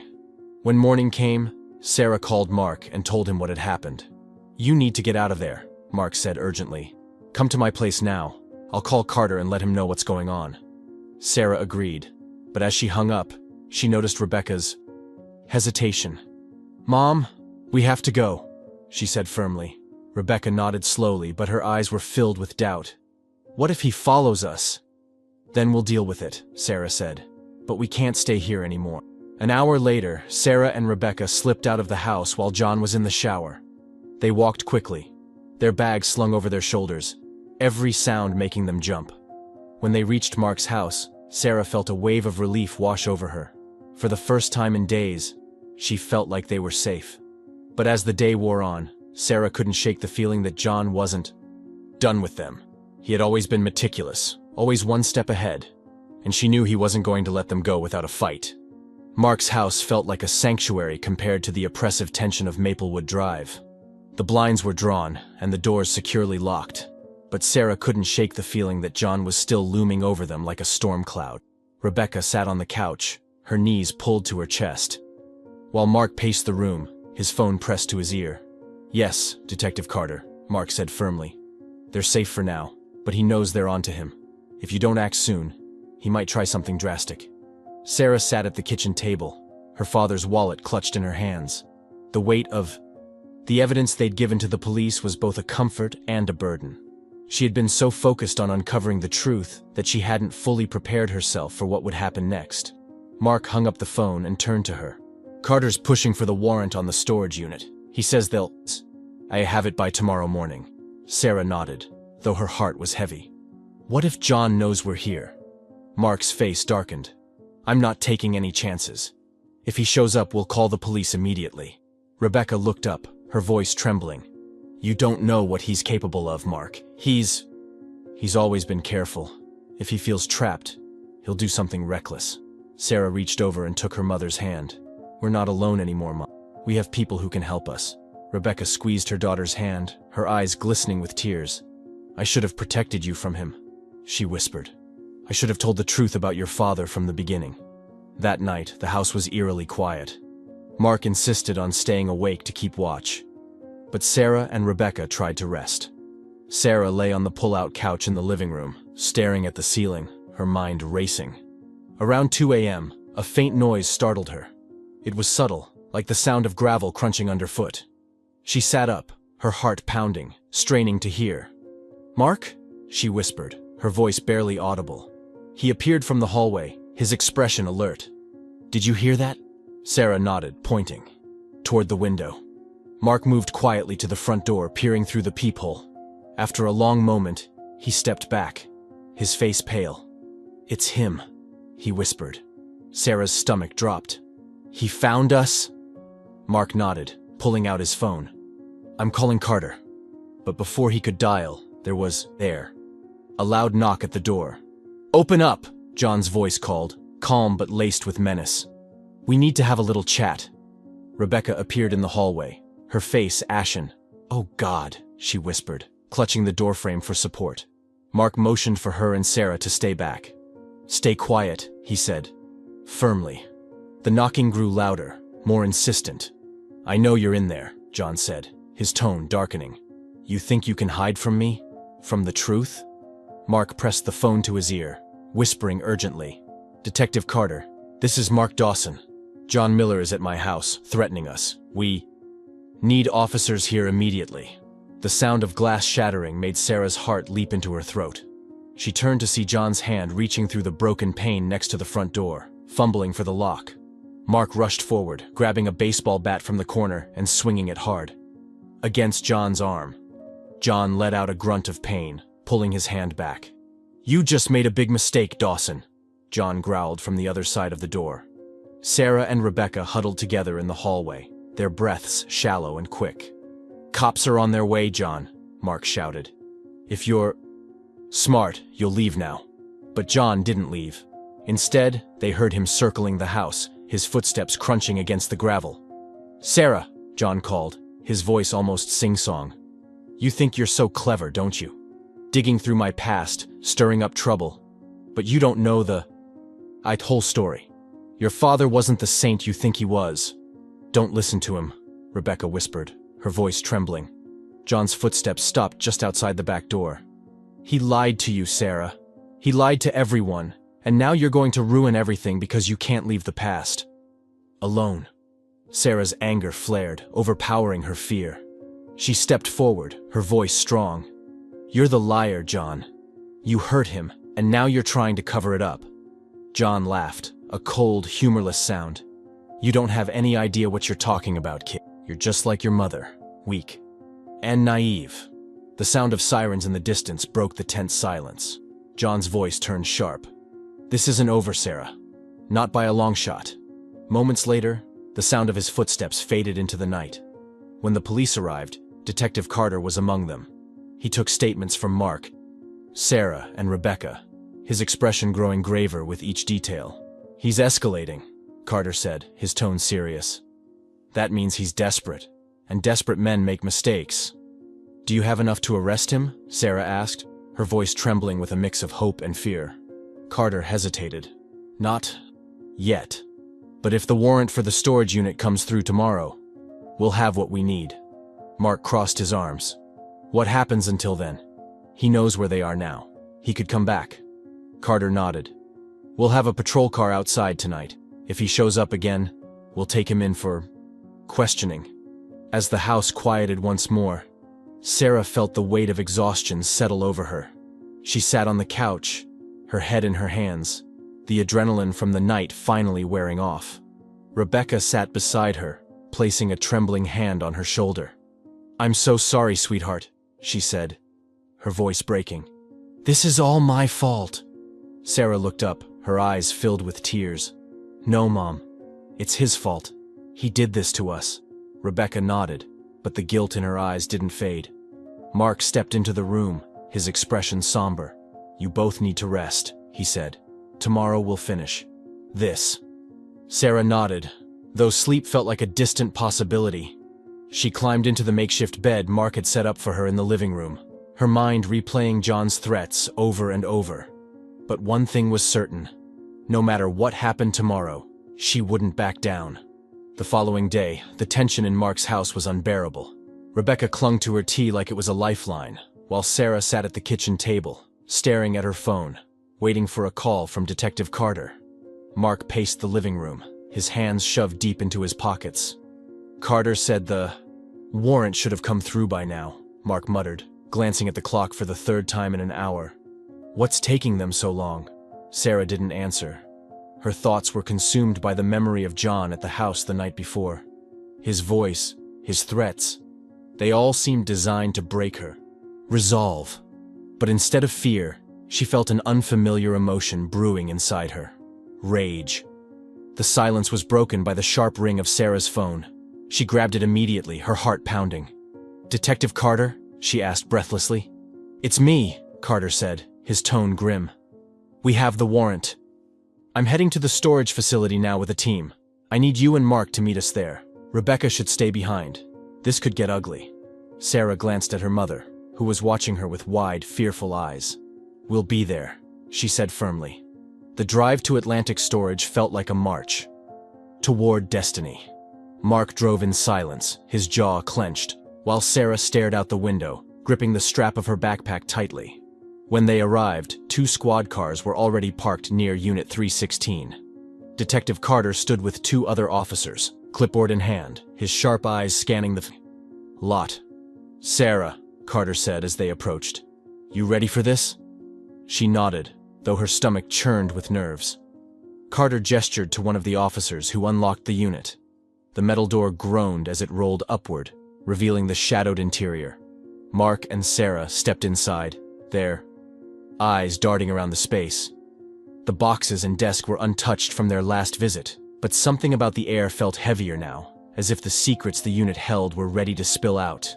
"We'll start with the boxes," Carter instructed, motioning for the officers to begin their search. The first box contained little more than old tax documents and receipts, the kind of mundane clutter that meant nothing.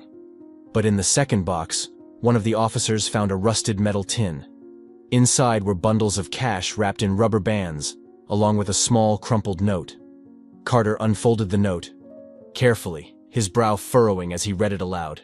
"John, this should be enough for the job. Don't screw this up." Sarah's stomach dropped. The note wasn't signed, but it was proof that John had been paid to do something terrible. Carter handed the note to another officer. "Bag it," he said, curtly. As the search continued, one of the officers opened the desk drawers and found a hidden compartment. Inside was a handgun, its barrel wiped clean, but its presence chilling. Sarah backed away instinctively, her heart pounding. Carter knelt beside the officer, inspecting the weapon. "This matches the description of the gun reported missing from David Harrison's belongings," he said, his voice low. Looks like John kept a trophy. Sarah felt sick. The evidence was piling up, each discovery more damning than the last. Then came the duffel bag. Sarah had already examined it before, but this time, Carter pulled out a single item that she hadn't noticed, a folded map. It was marked with several locations, including the bar where her father had last been seen, the storage unit, and one other location, a remote patch of woods just outside of town. "What's this?" Carter muttered, spreading the map across the desk. Mark leaned over his shoulder. "That's old forestry land. It's been abandoned for years." Carter's eyes narrowed. "Why would John mark this place?" Sarah's voice trembled as she spoke. Do you think that's where my dad is?" Carter straightened, his expression grim. "There's only one way to find out." The drive to the woods felt surreal. Carter insisted on taking Sarah with him, despite her protests that it would be too dangerous. "You have a right to be there," he said firmly. The convoy of police cars wound through narrow dirt roads, the trees growing thicker and darker as they approached the marked spot on the map. When they arrived, Carter stepped out of the car and surveyed the area. It was desolate and quiet, the air heavy with the scent of damp earth. "Spread out," he ordered his team. "Look for anything unusual." Sarah stayed, close to Mark as they followed Carter deeper into the woods. Her heart pounded with every step, the tension nearly unbearable. Then, one of the officers called out, "Over here!" Everyone rushed to the spot where the officer was crouched near a shallow, moss-covered patch of earth. The soil looked disturbed, as if it had been dug up and refilled long ago. Carter's expression hardened. "Get the forensics team in here," he barked. Sarah felt her knees weaken. "Is it him?" she whispered. Mark steadied her, his hand on her shoulder. "We don't know yet," he said gently. But they both knew the truth was buried just beneath their feet. Hours later, as the sun dipped below the horizon, the forensics team confirmed what Sarah had feared. The remains were those of David Harrison. Sarah's legs gave out, and Mark caught her before she hit the ground. Tears streamed down her face as the weight of the discovery settled over her. Rebecca arrived shortly after, her face pale and tear-streaked. She collapsed into Sarah's arms, sobbing uncontrollably. "He didn't just leave us," Rebecca whispered, her voice broken. "I knew he wouldn't." Sarah held her mother tightly, her own tears falling freely. As the officers packed up the evidence, Carter approached Sarah and Rebecca. His face was somber but determined. "This is enough to arrest John," he said. "We'll pick him up tonight." Rebecca looked up, her eyes filled with a mixture of fear and, "Will it really be over?" she asked. Carter's expression softened. "It's a start," he said. That night, Sarah sat in Mark's living room, her mind reeling from the day's events. Rebecca was asleep in the guest room, her exhaustion finally overtaking her.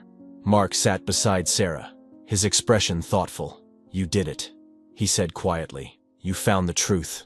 Sarah shook her head. "It doesn't feel like a victory," she said, her voice barely above a whisper. "He's still gone." Mark placed a comforting hand on her shoulder. "But now you know. And now, John will pay for what he's done." As Sarah stared out the window, the dark night felt a little less heavy. For the first time in years, the shadows of her past were beginning to lift. The evening was heavy with anticipation as the police mobilized to arrest John. Sarah, Rebecca, and Mark sat in tense silence in the living room of Mark's house, the weight of the day's events pressing down on them.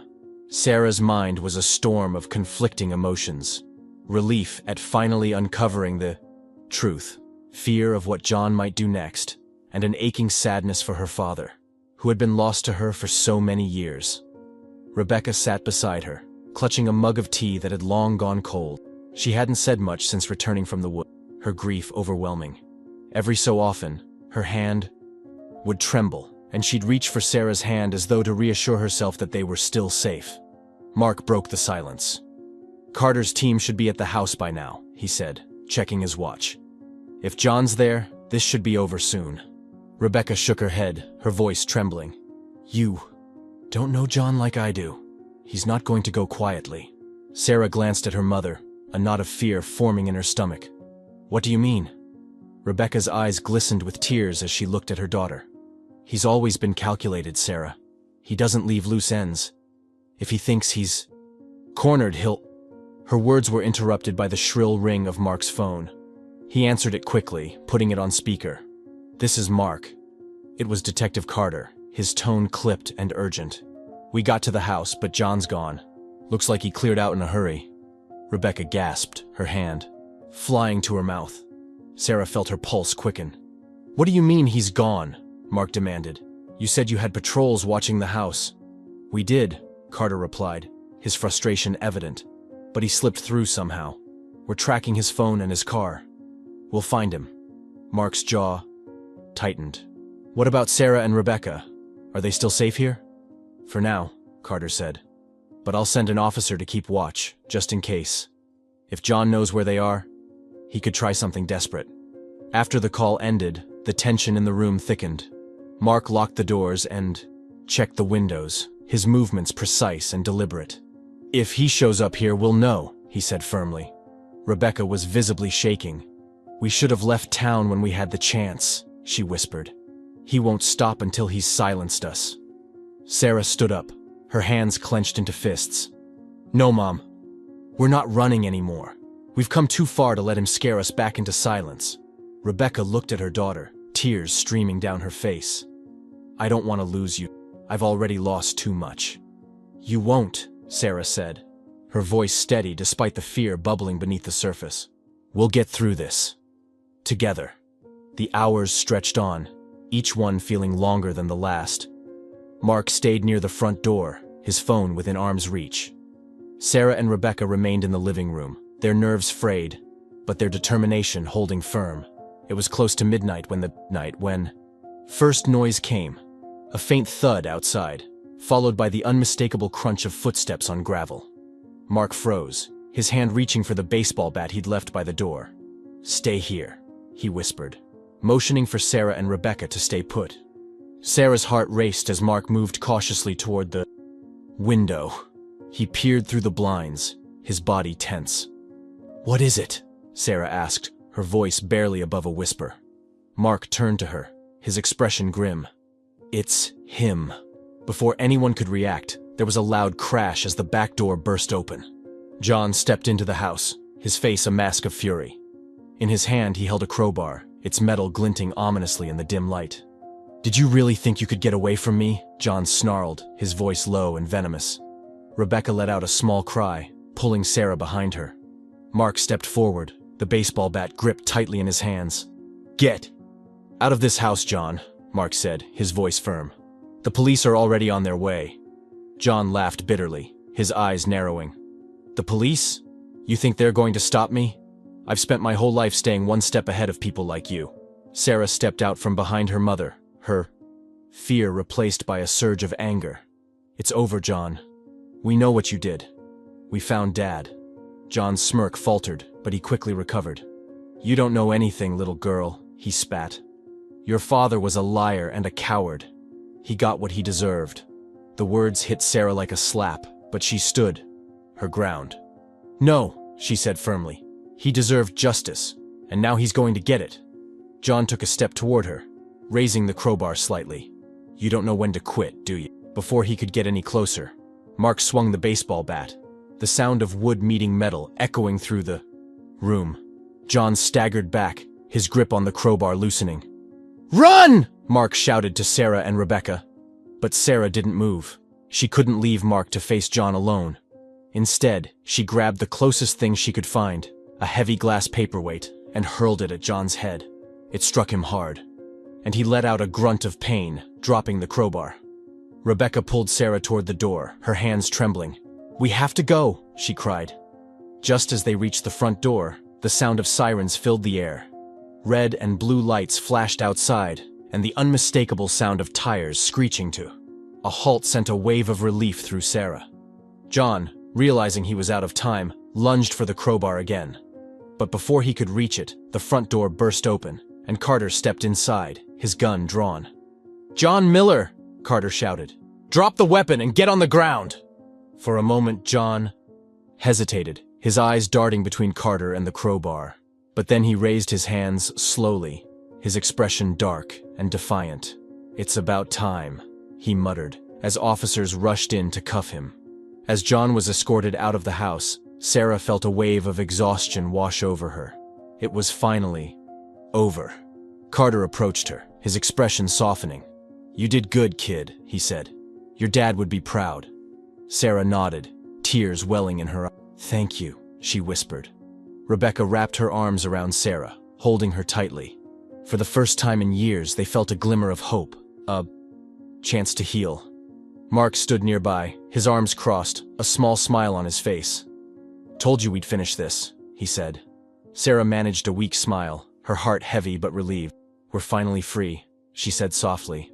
But deep down, she knew the road ahead would still be long. The air outside Mark's house felt electric, alive with the flashing of red and blue lights, as the police vehicles surrounded the property. Officers moved briskly, taking John into custody and gathering statements. For Sarah, the scene felt surreal, as though she were watching someone else's life unfold. Rebecca sat on the front steps, her head in her hands, while an officer stood nearby, attempting to calm her. Mark leaned against the railing, his arms crossed and his face grim. Sarah stayed by Detective Carter, who was overseeing the situation with his usual sharp focus. "Is it over?" she finally asked, her voice trembling. Carter turned to her, his expression softening. "It's over for tonight," he said. "John's in custody, and we've got enough evidence to hold him. But there's still work to be done. This isn't going to be quick or easy." Sarah nodded, though her chest tightened at the thought. She had spent so much energy fighting to get to this moment, but now that it was here, the aftermath loomed large. Inside the house, the officers had finished taking statements. Carter gathered Sarah, Rebecca, and Mark in the living room, his tone calm but serious. "I want you all to understand that this is a critical point," he began. "John knows he's trapped, but people like him don't give up easily. He might try to manipulate the system or intimidate you. You need to be prepared for that." Rebecca's face paled, and she clutched Sarah's hand tightly. I can't face him."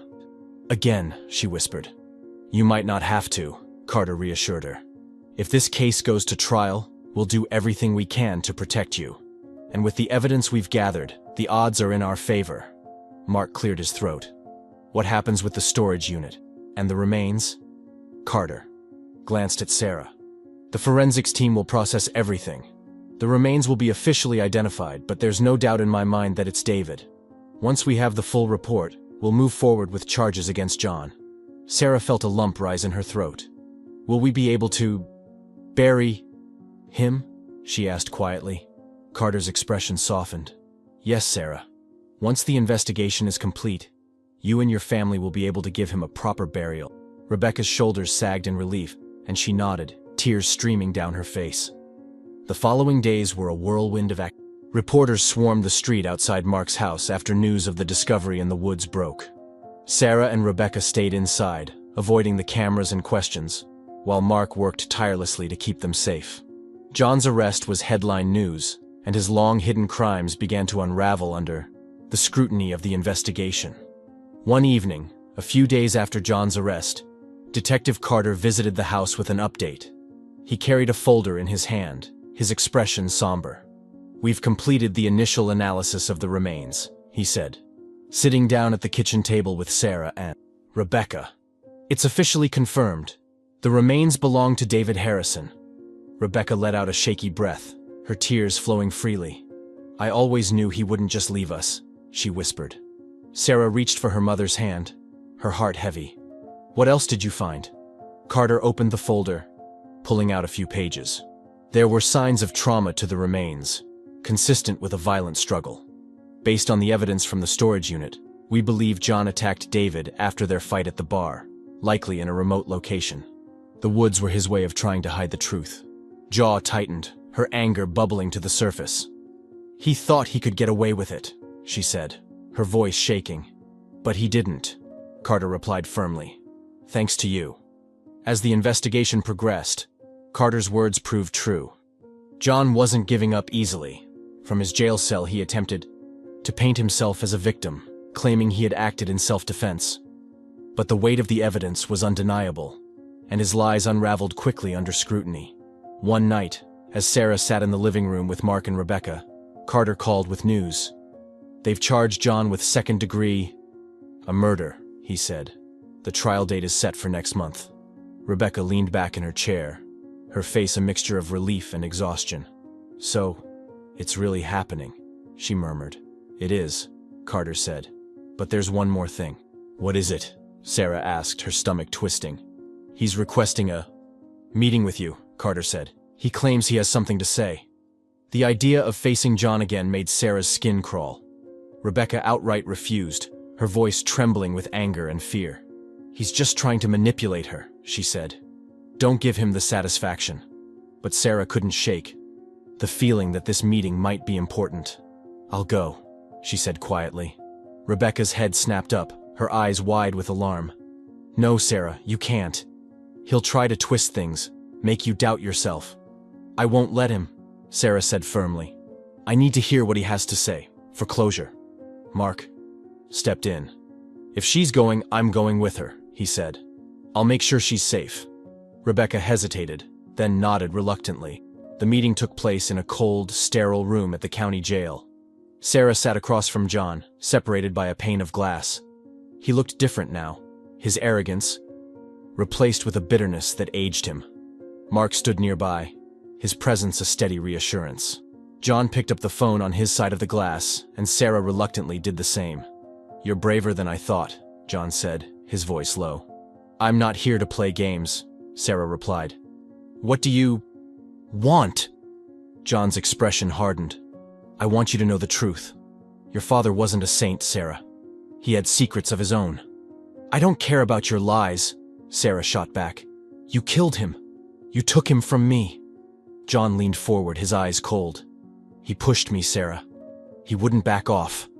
And I had no choice." "You always had a choice," Sarah said, her voice trembling with anger. "And you made the wrong one."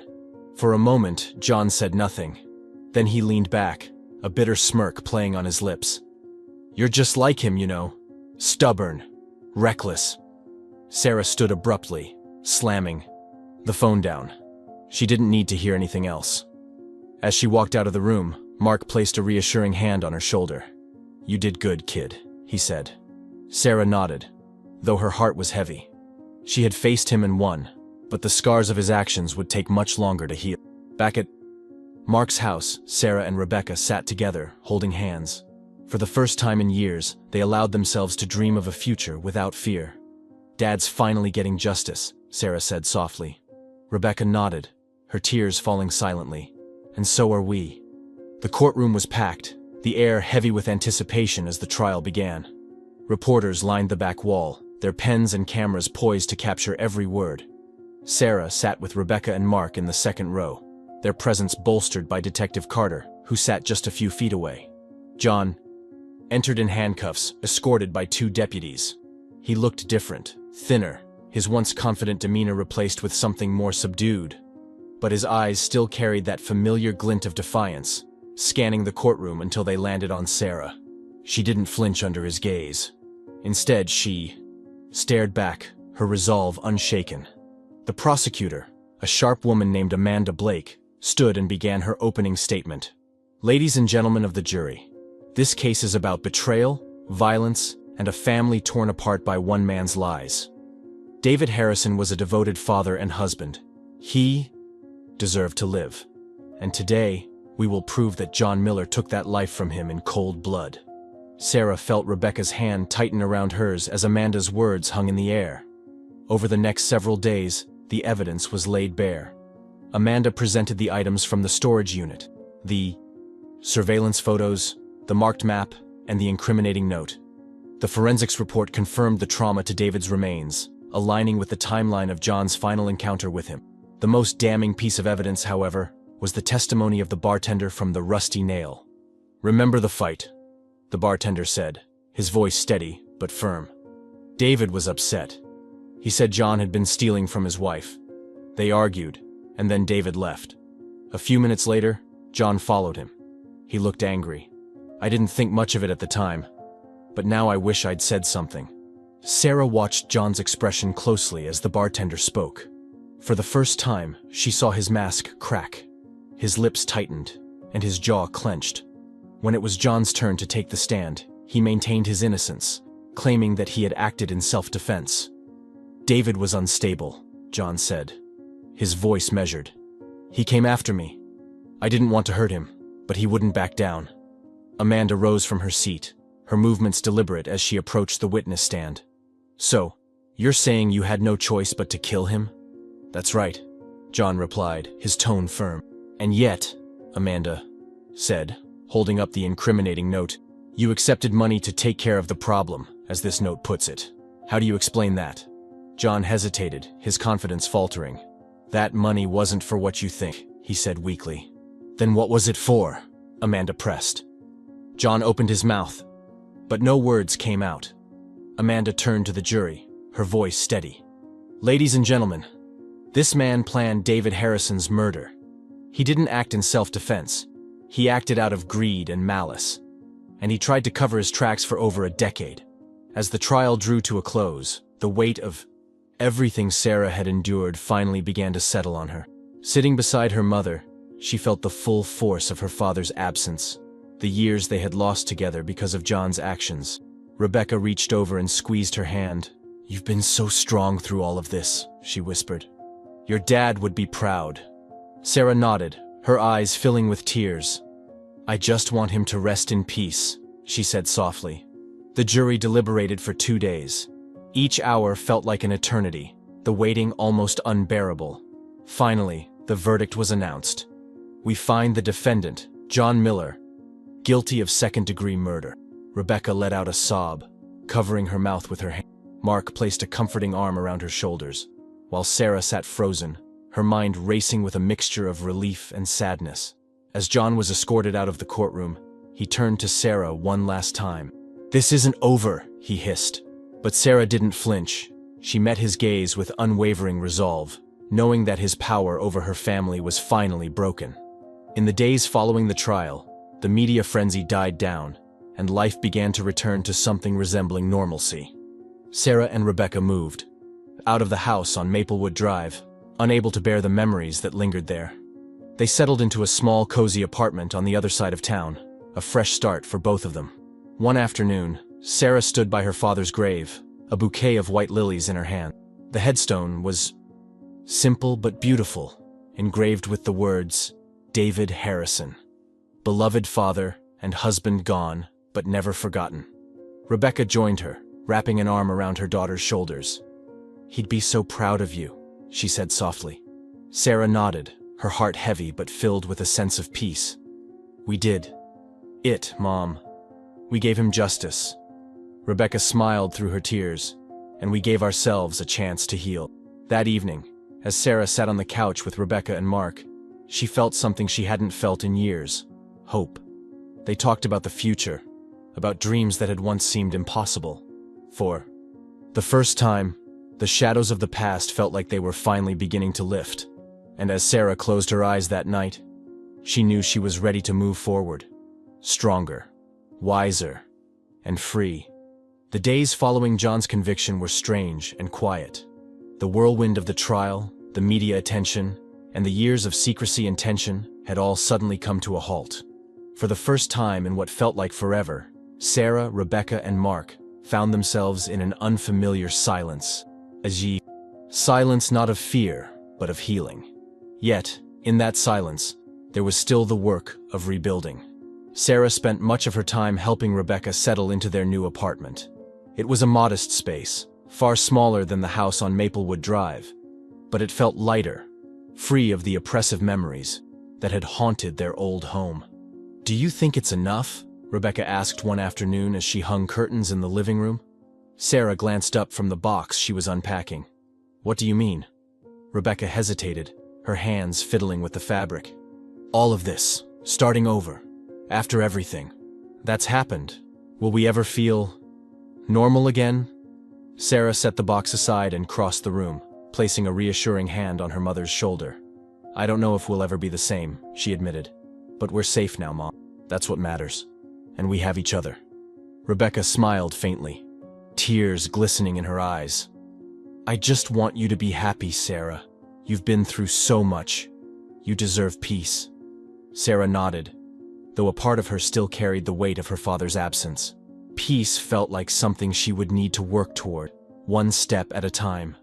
Mark visited often, helping with small repairs in the apartment and keeping Sarah and Rebecca company. His presence was a steady comfort, a reminder of the family they had found in him during their darkest moments.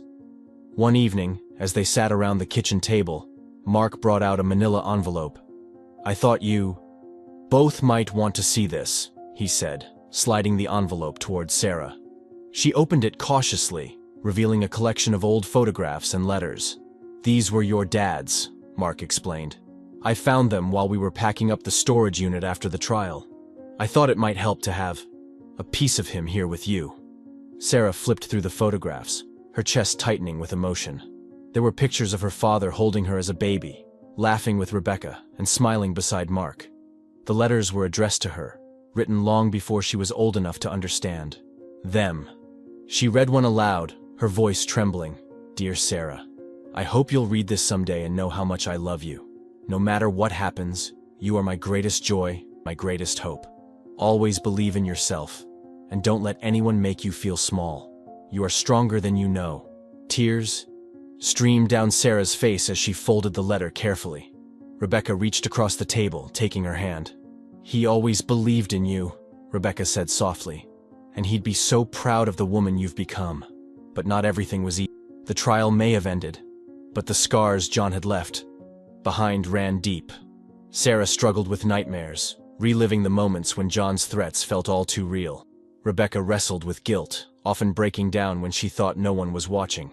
Mark, ever the steady presence, encouraged them to seek counseling. At first, Rebecca resisted, reluctant to revisit the trauma. But after a few weeks, she agreed to try. For Sarah, therapy became a lifeline, a safe space to untangle the complex emotions she had carried for so long. "It's okay to feel anger," her therapist told her one afternoon. "It's okay to grieve what you lost, but it's also okay to start imagining a future where you can thrive." For the first time, Sarah began to let herself dream about that future. Months passed, and the seasons changed. The first spring in their new home brought a sense of renewal. Rebecca found joy in tending to a small garden on the balcony, and Sarah threw herself into her schoolwork, determined to create a life her father would be proud of. One evening, as Sarah sat at her desk, a knock at the door startled her. When she opened it, she found Mark standing there, a box in his hand. "I was going through some old things," he said, handing her the box. "I thought you might want this." Inside was a small wooden chest, intricately carved with flowers and vines. Sarah recognized it immediately. It had belonged to her father. She opened the chest, finding a collection of small trinkets, a pocket watch, a set of cufflinks, and a leather-bound notebook. "That was his journal," Mark said quietly. "He used to write in it every day. I thought it might help you feel closer to him." Sarah's hands trembled as she opened the journal, scanning the familiar handwriting. It was filled with reflections on his life, his hopes for Sarah, and his love for Rebecca. She spent hours reading, each word a reminder of the father she had lost, but whose love had never wavered. The day of the memorial came at last, a small, private ceremony to lay David to rest properly. Sarah and Rebecca stood side by side at the gravesite, surrounded by a few close friends and family. Mark gave a brief but heartfelt eulogy, speaking of David's kindness, his humor, and his unwavering love for his family. When it was Sarah's turn, she stepped forward, clutching her father's journal. "You always believed in me," she said, her voice trembling, "even when I didn't believe in myself. I'll carry your love with me every day, and I promise to live a life that honors you. Thank you for being my dad." Tears flowed freely as she placed the journal atop the headstone, a final gesture of love and connection. That evening, as the sun set, Sarah and Rebecca sat on the balcony of their apartment, watching the sky turn shades of pink and gold. Rebecca leaned her head against Sarah's shoulder. "I think he'd be proud of us," she said softly. Sarah smiled, her heart full. "I think so too." And for the first time in years, the future felt like something worth looking forward to. The weeks following the memorial felt lighter, as if a weight had been lifted from Sarah and Rebecca's lives. They began to settle into a new rhythm, one shaped not by fear and secrets, but by cautious hope and quiet healing. For Rebecca, each day brought new challenges in rediscovering herself. She threw herself into small joys. Her balcony garden thrived with bright blooms of daisies and lavender, and she took up baking again, filling the apartment with the comforting scent of freshly baked bread. For Sarah, the path forward was more focused. She dove into her schoolwork, channeling her grief and determination into building a future she could be proud of. But even as life slowly stitched itself back together, the shadows of the past lingered. One morning, Sarah received an unexpected call from Detective Carter. His voice, though professional, carried a weight that set her on edge. "Sarah, I wanted to give you an update on the investigation," Carter said. "I know you've been trying to move forward, but there's one more thing we need to address." Sarah gripped the phone tightly. "What is it?" Carter hesitated. "During the trial, we focused on the murder charge, but the evidence we uncovered in the storage unit pointed to something else. Embezzlement. John was siphoning money from your mother's accounts for years. We've traced it, and while some of it is recoverable, the damage was significant." Sarah's chest tightened. "How bad is it?" "Your mother's savings were nearly wiped out," Carter said gently. "We're working to recover what we can, but it's going to take time." When Sarah ended the call, she sat in silence, the news weighing heavily on her. Rebecca had already endured so much, losing her husband, facing John's abuse, and grappling with years of guilt. Now, this betrayal added another layer of pain. That evening, Sarah sat with Rebecca on the couch, the glow of the setting sun filtering through the curtains. She explained everything Carter had told her, choosing her words carefully. Rebecca's face crumpled as she listened, her hands trembling in her lap.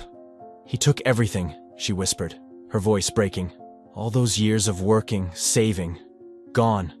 Sarah reached for her mother's hand, squeezing it tightly.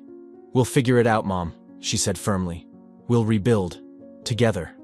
Rebecca nodded slowly, wiping away her tears. "I'm just so tired of starting over," she admitted. "I know," Sarah said softly. "But this time, we're starting over on our own terms, without him." In the days that followed, Sarah took on a more active role in supporting her mother. She helped Rebecca meet with lawyers and financial advisors, determined to recover as much as they could from John's theft. It was exhausting work, but it also gave Sarah a sense of purpose, a way to take back control of their lives. Mark, as always, was there to lend a hand. He helped Rebecca organize her finances, offering quiet reassurance whenever the process became overwhelming. "You've got a strong daughter," Mark said one afternoon as he and Rebecca sorted through paperwork. "She's been through hell and back, and she's still standing tall." Rebecca smiled faintly, glancing toward Sarah, who was working at the kitchen table. "She's stronger than I ever was, she said softly. "She's my reason for everything." As the weeks turned into months, Sarah and Rebecca began to see the fruits of their efforts. The embezzled funds weren't fully recoverable, but the money they did reclaim gave them a foundation to rebuild. Sarah started thinking seriously about her future. She researched colleges and scholarships, her dream of studying psychology growing stronger with each passing day. She wanted to help others heal, to give back in a way that honored her father's memory and the resilience she and her mother had found together. One evening, as Sarah sat on balcony with Mark, she confided in him about her plans. "I think I want to study psychology," she said, her voice tinged with both excitement and uncertainty. "I want to help people who've been through what we have." Mark smiled, his eyes warm with pride. "That's a noble goal, Sarah, and you'd be great at it." Sarah glanced at him, her voice soft. "Do you think Dad would be proud?" Mark reached over, placing a hand on her shoulder. "He'd be more than proud," he said. "He'd be in awe of you." Rebecca's journey was slower, but no less meaningful. She began volunteering at a local community center, offering support to women who had experienced domestic abuse. It was a way for her to channel her pain into something positive, to ensure that no one else would feel as alone as she once had. One afternoon, as she and Sarah were tidying the apartment, Rebecca found the old photograph of David that Sarah had recovered from the attic. She held it for a long moment, a bittersweet smile on her face. "He was always so full of hope," Rebecca said, her voice thick with emotion. "Even when things were hard, he believed we'd get through it." Sarah wrapped an arm around her mother's shoulders. And he was right, she said. We did. The day of John's sentencing arrived with little fanfare. Sarah and Rebecca chose not to attend the hearing, knowing that their presence wouldn't change the outcome. Instead, they spent the day together, visiting David's grave and reflecting on how far they had come. As they stood by the headstone, Rebecca placed a small bouquet of daisies on the grave, her hands steady for the first time in months. We're going to be okay, David, she said softly. Sarah and we're finding our way again. Sarah knelt beside her mother, tracing her father's name with her fingertips. Thank you for everything, Dad, she whispered. I'll make you proud. That night, as Sarah lay in bed, she felt a sense of calm she hadn't experienced in years. The fight wasn't over. There would always be challenges ahead, but for the first time she felt equipped to face them. She closed her eyes, the image of her father's warm smile filling her mind. His love, though distant now, was a constant presence, guiding her forward. The seasons began to change, and with them came a sense of renewal for Sarah and Rebecca. The quiet routines of their lives offered comfort. Morning coffee on the balcony, evenings spent laughing over old stories, and the slow but steady rebuilding of their futures. But even in this peace, there were moments when the shadows of the past lingered. One afternoon, as Sarah sat at her desk studying, her phone buzzed with a notification. She picked it up and saw a news alert. John Miller, sentenced to life in prison without parole. For a moment, she just stared at the screen, her breath catching in her throat. It wasn't just a headline. It was the final confirmation that John no longer held power over her life. She carried the phone into the kitchen, where Rebecca was frosting a batch of cupcakes for a community center event. It's done, Sarah said, setting the phone on the counter. Rebecca looked at the screen, her eyes widening slightly. She set down the spatula and reached for Sarah's hand. It's really over, Rebecca whispered, her voice trembling. Sarah nodded, tears welling in her eyes. He can't hurt us anymore. For the first time in years, Rebecca smiled, a genuine, unguarded smile that lit up her face. She pulled Sarah into a tight embrace, and together, they let out the breath they had been holding for far too long. That evening, they celebrated quietly. Mark came over with takeout from their favorite diner, and the three of them sat on the balcony, watching the sun dip below the horizon. To new beginnings, Mark said, raising his glass of iced tea. Sarah and Rebecca clinked their glasses against his. To Dad, Sarah added softly. Rebecca smiled, her eyes glistening. To David. Over the next few weeks, the changes in their lives became more tangible. Sarah applied to several colleges, her essays focusing on the resilience she had learned through her experiences. She wrote about her father's unwavering love and her determination to create a future where others could find hope, even in their darkest moments. Rebecca, too, found a sense of purpose in her work at the community center. She began leading a support group for women, sharing her own story of survival and encouraging others to take the first steps toward reclaiming their lives. You're making a difference, Sarah told her one evening as they washed dishes together. Rebecca smiled, her hands covered in soap suds. So are you, she said. One crisp autumn morning, Sarah received an email from a college admissions office. Her heart raced as she opened it, her eyes scanning the words. Congratulations. We are pleased to offer you admission. She let out a breathless laugh, tears spilling down her cheeks. Mom, she called, running into the living room. Rebecca looked up from her book, startled. What is it? Sarah held out her phone, her voice trembling. I got in. Rebecca's face lit up, and she pulled Sarah into a hug, her own tears falling. I'm so proud of you, she whispered. Your dad would be too. As the weeks passed, Sarah prepared for this next chapter of her life. She and Rebecca spent evenings shopping for dorm essentials, laughing as they picked out bedding and dishes. One night, as they packed a box of Sarah's belongings, Rebecca found the leather-bound journal that had once belonged to David. Do you want to take this with you? Rebecca asked, holding it out to Sarah. Sarah hesitated, her fingers brushing against the worn cover. I think I'll leave it here, she said softly. It belongs with you. Rebecca nodded, her eyes misty. It's a part of him, she said. And so are you. The day Sarah left for college was bittersweet. Rebecca hugged her tightly at the train station, her hands lingering on Sarah's shoulders as she said goodbye. "You're going to do amazing things," Rebecca said, her voice thick with emotion. Sarah smiled through her tears. "I'll call you every day," she promised. "And don't forget to eat," Rebecca added with a laugh. Mark stood nearby, his hands in his pockets. "If you ever need anything, you know where to find me." "I know," Sarah replied, giving him a quick hug. "Thank you for everything." As the train pulled away, Sarah waved from the window, her heart full of both sadness and anticipation. For the first time in years, the future felt wide open. Back at the apartment, Rebecca sat on the couch, the quietness of the space a stark contrast to the vibrant energy Sarah had brought into it. But as she looked around, she felt something new, a sense of pride and peace. She picked up David's journal and opened it to a random page. His handwriting filled the lines, and she smiled as she read his words. "Our family has been through so much, but we're strong.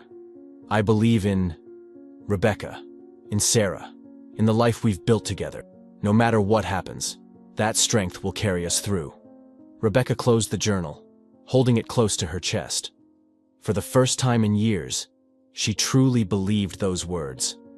It was a clear, brisk morning when Sarah returned home for the holidays, her first semester of college behind her.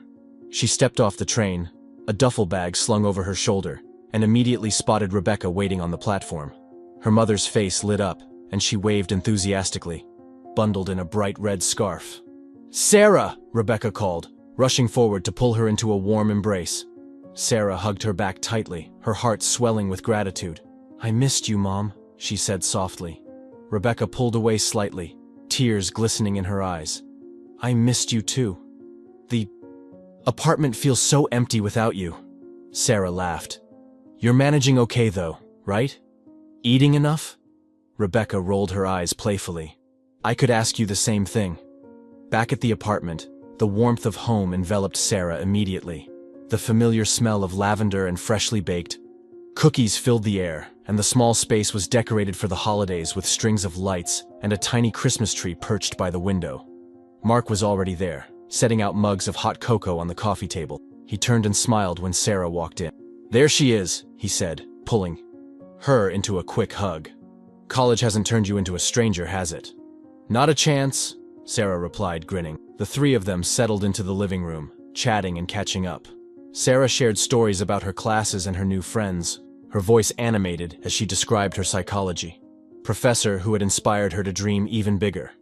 "I'm thinking about going into counseling," Sarah said, "helping people who've been through trauma." Rebecca's smile was proud but wistful. "You're going to change lives," she said, "just like you've changed mine." Mark raised his mug in a toast. "To Sarah," he said, "and to the future." That night, after Mark had left and Rebecca had gone to bed, Sarah sat alone in the living room, the twinkling lights of the Christmas tree casting a soft glow. She pulled out her father's journal, which she had brought back to school with her after all, and opened it to the final pages. David's words were written in a strong, steady hand, full of hope for the future. "I don't know what the future holds, but I do know one thing. My family is everything to me. Rebecca and Sarah, you are my heart, my home. If I could give you one gift, it would be this. Never let fear or anger define you. Live boldly, love fiercely, and know that I will always be with you." Tears slipped down Sarah's cheeks as she closed the journal, holding it to her chest. Her father's love had been her anchor through everything, even in his absence.